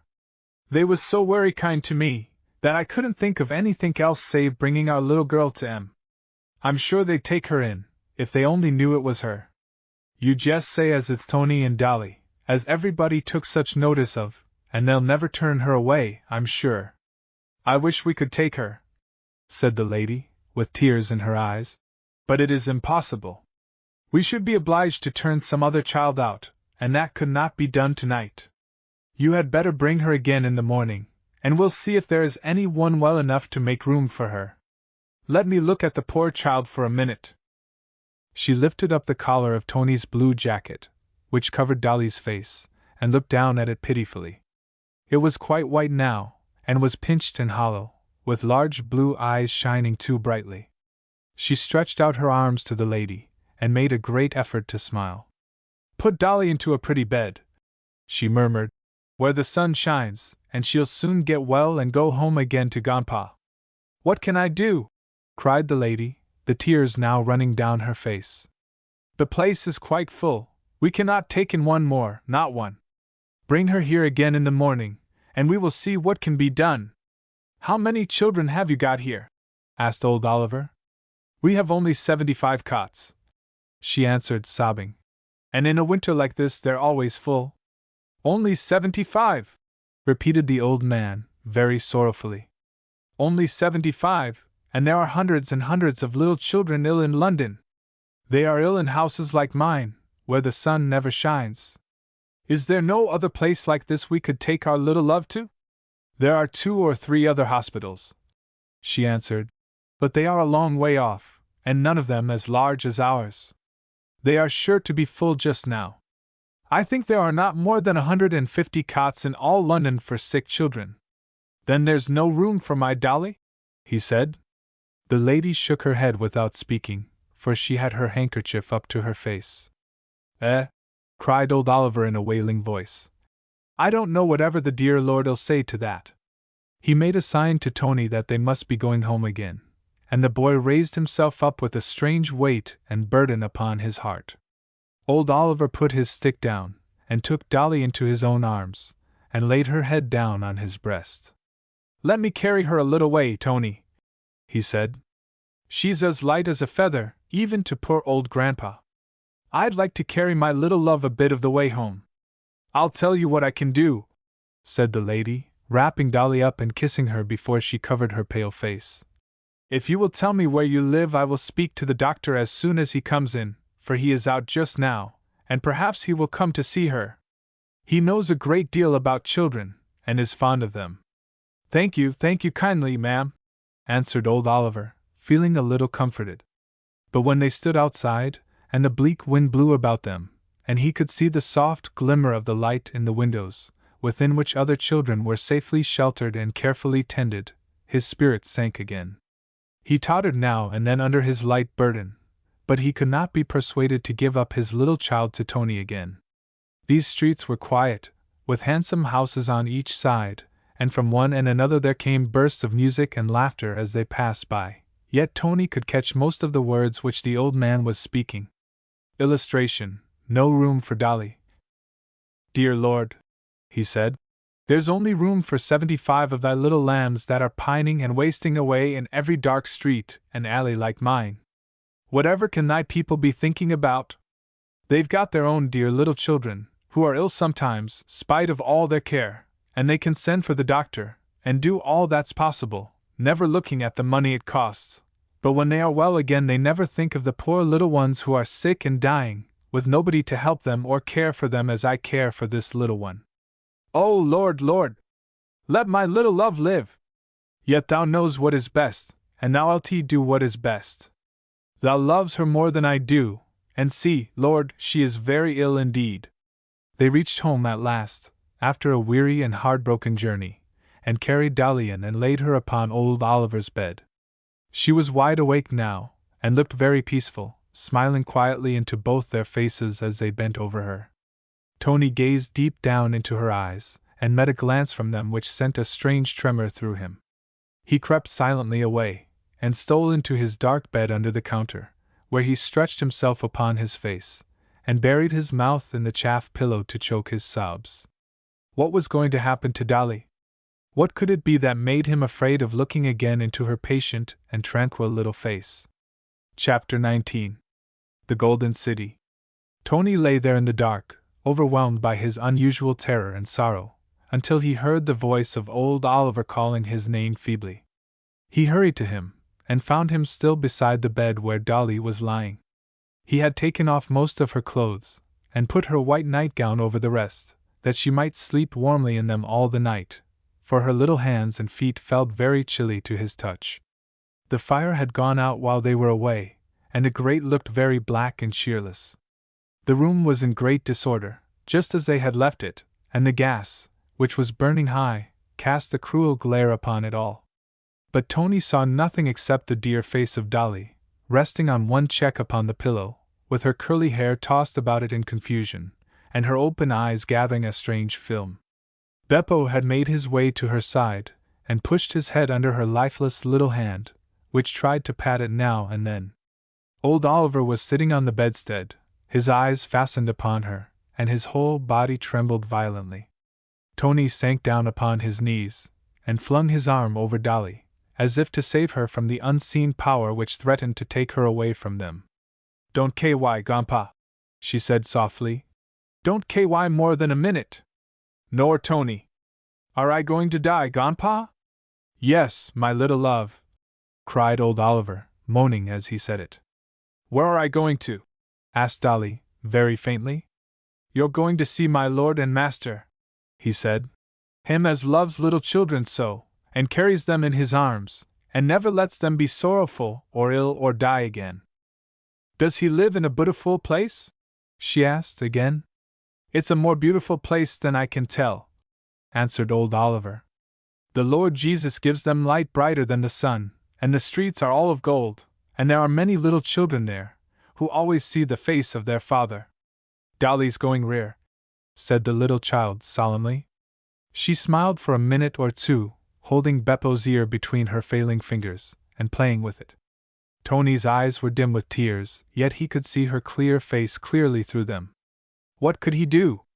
Was there no one to help? "Master, Master!" he cried. "If the Lord Jesus is here he can save her. Ask him, Master." But old Oliver paid no heed to him. For the child who was passing away from him he was all eye and ear, watching and listening as keenly as in his best and strongest days. But he was blind and deaf to everything else around him. Tony's voice could not reach his brain. "Will Grandpa come rear?" whispered the failing and faltering voice of Dolly. "Very soon," he answered, a radiant smile coming to his face, which made her smile as her eyes caught the glory of it. "Very, very soon, my little love." You'll be there to meet me when I come.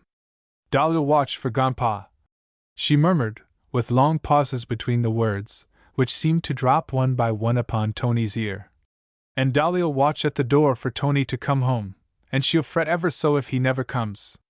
Tony felt her stir restlessly under his arm, and stretch her tiny limbs upon the bed as if she were very tired, and the languid eyelids drooped slowly till they quite hid her blue eyes, and she sighed softly as children sigh when they fall asleep, weary of their play. Old Oliver laid his shaking hand tenderly upon her head. "Dear Lord," he said, "take my little love to thyself. I give her up to thee." It seemed to Tony as if a thick mist of darkness fell all about him, and as if he were sinking down, down, very low into some horrible pit where he would never see the light of day again. But by and by he came to himself, and found old Oliver sobbing in short, heavy sobs, and swaying himself to and fro, while Beppo was licking Dolly's hand, and barking with a sharp, quiet bark, as he had been wont to do when he wanted her to play with him. The child's small features were quite still, but there was an awful smile upon them such as there had never been before, and Tony could not bear to look upon it. He crossed her tiny hands lightly over one another upon her breast, and then he lifted Beppo away gently, and drew the bedclothes about her, so as to hide her smiling face. "Master!" he cried. "Master, is she gone?" Old Oliver only answered by a deep moan, and Tony put his arm about him, and raised him up. "Come to your own chair, master," he said. He yielded to Tony like a child, and seated himself in the chair, where he had so often sat and watched Dolly while he smoked his pipe. The boy put his pipe between his fingers, but he only let it fall to the ground, where it broke into many pieces. Tony did not know what to do, nor where to go for any help.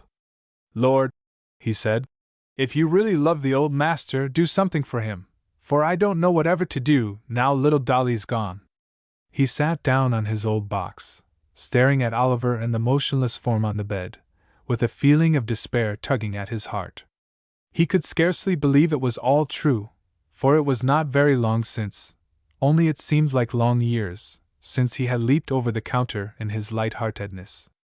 But he had not sat there many minutes before he heard a distinct, rather loud knock at the shop door, and he ran hastily to ask who was there. "Antony," said a voice he knew very well. "I have come with the doctor, to see what we can do for your little girl." In an instant Tony opened the door, and as Mr. Ross entered the boy flung his arms round him, and hid his face against him, sobbing bitterly. "Oh! You've come too late!" he cried. "You've come too late! Dolly's dead, and I'm afraid the master's going away from me as well. They couldn't take her in, and she died after we had brought her home." The doctor and Mr. Ross went on into the inner room, and Tony pointed silently to the bed where Dolly lay. Old Oliver roused himself at the sound of strange voices, and leaning upon Tony's shoulder, he staggered to the bedside, and drew the clothes away from her dear, smiling face. "I don't murmur," he said. "My dear Lord can't do anything unkind. He'll come and speak to me presently, and comfort me, but just now I'm deaf and blind, even to him. I've not forgot him, and he hasn't forgot me, but there's a many things ought to be done, and I cannot think what." "Leave it all to us," said Mr. Ross, leading him back to his chair. "But have you no neighbor you can go and stay with for tonight? You are an old man, and you must not lose your night's sleep." "No," he answered, shaking his head. "I'd rather stay here in my own place, if I'd 100 other places to go to. I'm not afraid of my little love, no, no! When everything is done as ought to be done, I'll lie in my own bed and watch her. It won't be lonesome, as long as she's here." In an hour's time all was settled for that night. A little resting place had been made for the dead child in a corner of the room, where she lay covered with a coarse white sheet, which was the last one left of those which old Oliver's wife had spun in her girlhood. The old man had given his promise to go to bed when Mr. Ross and the doctor were gone, and he slept lightly, his face turned towards the place where his little love was sleeping. A faint light burned all night in the room, and Tony, who could not fall asleep, sat in the chimney corner, with Beppo upon his knees. There was an unutterable, quiet sorrow within him, mingled with a strange awe. That little child, who had played with him, and kissed him only a day since, was already gone into the unseen world, which was so very near to him now, though it had seemed so very far away and so empty before. It must be very near, since she had gone to it so quickly, and it was no longer empty, for Dolly was there, and she had said she would watch at the door till he came home. Chapter 20. A fresh day dawns. Old Oliver and Tony saw their darling buried in a little grave in a cemetery miles away from their own home, and then they returned, desolate and bereaved, to the deserted city, which seemed empty indeed to them. The house had never looked so very dark and dreary before. Yet from time to time old Oliver forgot that Dolly was gone altogether, and could never come back, for he would call her in his eager, quavering tones, or search for her in some of the hiding places, where she had often played at hide-and-seek with him. When meal times came round he would put out Dolly's plate and cup, which had been bought on purpose for her, with gay flowers painted upon them, and in the evening, over his pipe, when he had been used to talk to his lord, he now very often said nothing but repeat again and again Dolly's little prayer, which he had himself taught her. Gentle Jesus, meek and mild. It was quite plain to Tony that it would never do to leave him alone in his house and shop. "I've give up my place as errand boy," he said to Mr. Ross, "'cause the old master grows worse and worse for forgetting, and I must mind shop for him now as well as I can. He's not off his head, as you may say, he's sharp enough sometimes, but there's no trusting to him being sharp always. He talks to Dolly as if she was here, and could hear him, till I can't hardly bear it. But I'm very fond of him, fonder of him than anything else 'cept my little Dolly, and I've made up my mind as his master shall be my master, and he's always ready to tell me all he knows about him. I'm no ways afeard of not getting along." Tony found that they got along very well. Mr. Ross made a point of going in to visit them every week, and of seeing how the business prospered in the boy's hands, and he put as much as he could in his way. Sad and sorrowful as the days were, they passed over, one after another, bringing with them at least the habit of living without Dolly. Every Sunday afternoon, however, old Oliver and Tony walked slowly through the streets, for the old man could only creep along with Tony's help, till they reached the children's hospital, but they never passed the door, nor entered in through it. Old Oliver would stand for a few minutes leaning heavily on Tony's shoulder, and trembling from head to foot, as his eyes wandered over all the front of the building, and then a low, wailing cry would break from his lips. "Dear Lord! There was no room for my little love, but thou hast found room for her." It was a reopening of Tony's sorrow when Aunt Charlotte came up from the country to find that the little child had gone away altogether, leaving only her tiny frocks and clothes, which were neatly folded up in a drawer, where old Oliver treasured up a keepsake or two of his wife's. She discovered, too, that old Oliver had forgotten to write to Susan. Indeed, his hand had become too trembling to hold a pen, and she wrote herself, but her letter did not reach Calcutta before Susan and her husband had left it, being homeward bound. It was as nearly 2 years as it could well be since the summer evening when Susan Raleigh had sent her little girl into old Oliver's shop, bidding her be a good girl till she came home, and thinking it would be only 3 days before she saw her again. It was nearly 2 years, and an evening something like it, when the door was darkened by the entrance of a tall, fine-looking man, dressed as a soldier, but with one empty sleeve looped up across his chest. Tony was busy behind the counter wrapping up magazines, which he was going to take out the next morning, and the soldier looked very inquisitively at him. "Hello, my lad, who are you?" he asked, in a tone of surprise. "I'm Anthony Oliver," he said, for of late he had taken to call himself by his old master's name. "Anthony Oliver," repeated the stranger. "I never heard of you before." "Well, I'm only Tony," he answered. "But I live with old Mr. Oliver now, and call him grandfather. He likes it, and it does me good. It's like somebody belonging to me." "Why? How long have you called him grandfather?" asked the soldier again. "Ever since our little Dolly died," said Tony, in a faltering voice. "Dolly dead!" exclaimed the man, looking ready to fall down, for his face went very white, and he leaned upon the counter with his one hand. "Oh! My poor Susan, my poor dear girl, However can I tell her this bad news?" "Who are you?" cried Tony. "Are you Dolly's father?" "Oh, she's dead! She died last January, and we are more lonesome without her than you can think." "Let me see poor Susan's father," he said, after a minute or two, and with a very troubled face. "Aye, come in," said Tony, lifting up the flap of the counter, under which Dolly had so often played at hide-and-seek. "He's more hisself again, but his memory's bad yet. I know everything about her, though, because she was so fond of me, and me of her. Come in." Raleigh entered the room, and saw old Oliver sitting in his armchair, with a pipe in his hand, and a very tranquil look upon his wrinkled face. The gaslight shone upon the glittering epaulets and white sash of the soldier, and the old man fastened upon him a very keen, yet doubtful gaze of inquiry. "Don't you know me, father?" cried Raleigh, almost unable to utter a word. "It's your poor Susan's husband, and Dolly's father." "Dolly's father!" repeated old Oliver, rising from his chair, and resting his hand upon Raleigh's shoulder. "Do you know that the dear Lord has taken her to be where he is in glory?" "Yes, I know it," he said with a sob. He put the old man back in his seat, and drew a chair close up to him. They sat thus together in sorrowful silence for some minutes, until old Oliver laid his hand upon the empty sleeve on Raleigh's breast. "You've lost your arm," he said pityingly. "Aye," answered Raleigh. "Our colonel was set upon by a tiger in the jungle, and I saved him, but the brute tore my arm, and crunched the bone between his teeth till it had to come off. It spoiled me for a soldier." "Yes, yes, poor fellow," answered old Oliver. "But the Lord knew all about it." "That he did," answered Raleigh. "And he's taught me a bit more about himself than I used to know.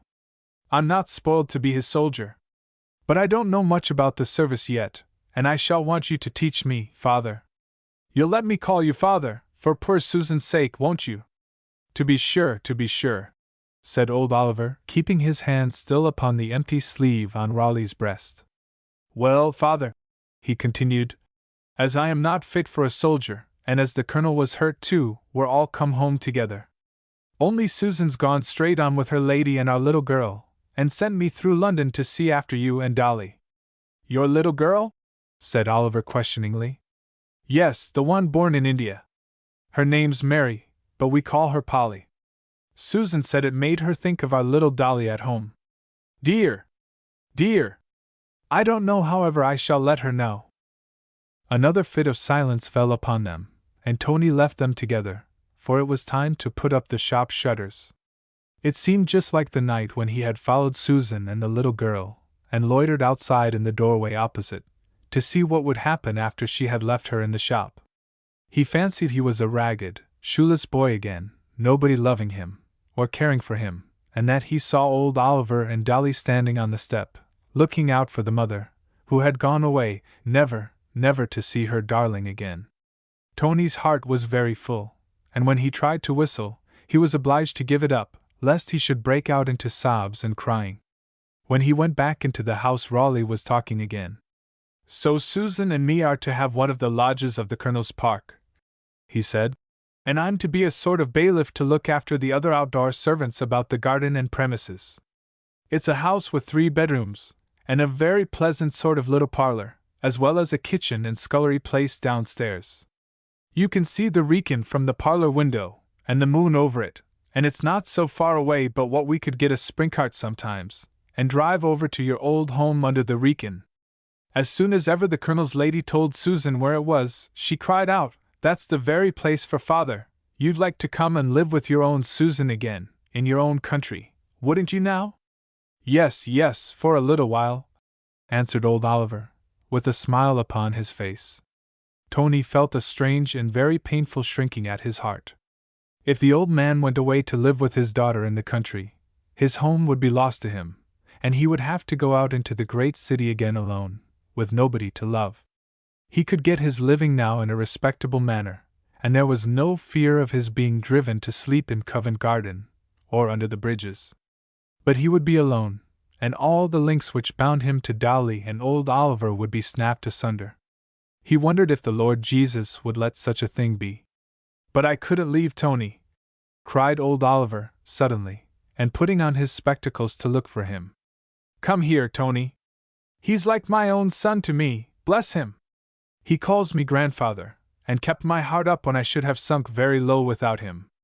My master gave him to me the very same night he gave me my little love. No, no, Dolly loved Tony, and Susan must come here to see me, but I could never leave my boy.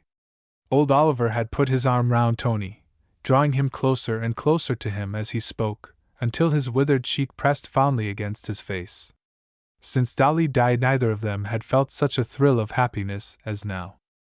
The Colonel and his lady must be told about this, said Raleigh, after he had heard all that Tony had been and done for old Oliver, and when he was obliged to go away for the night, the soldier gave him such a cordial grasp of the hand as set all his fingers tingling, and his heart throbbing with exultation. Chapter 21. Polly. The lodge stood in a very lovely place, upon a slope of ground, which rose still higher to where the Colonel's grand house was situated. There was a porch before the door, built of rough logs of pines, covered with ivy and honeysuckle, and with seats in it, where you could sit and look out over a wide, rich plain, with little hills and dales in it, stretching far away towards the skyline, where some distant mountains lay, so like to clouds, that you could scarcely tell which were soft and misty vapors, and which were solid and everlasting hills. The Severn ran through the beautiful plain with so many windings, sometimes lying in shadow under deep banks, and sometimes glistening and sparkling in the sunlight, that it looked more like many little pools scattered about the meadows than one long, continuous river. Not very far away, as Raleigh had said, stood the Wrekin, purple in the evening haze, but by day so plain that one could see the great rock on its summit, which in olden times served as an altar to the god of fire. Susan was very busy, and had been very busy all day over two things: preparing the house for the reception of her father, whom she had not seen for so many years, and in teaching her little girl, who was now 18 months old, to say Grandpa. The one work was quite finished, everything was ready for old Oliver, and now she was waiting and watching to see the Colonel's spring cart arrive from the station with her husband, who was gone to meet old Oliver and Tony.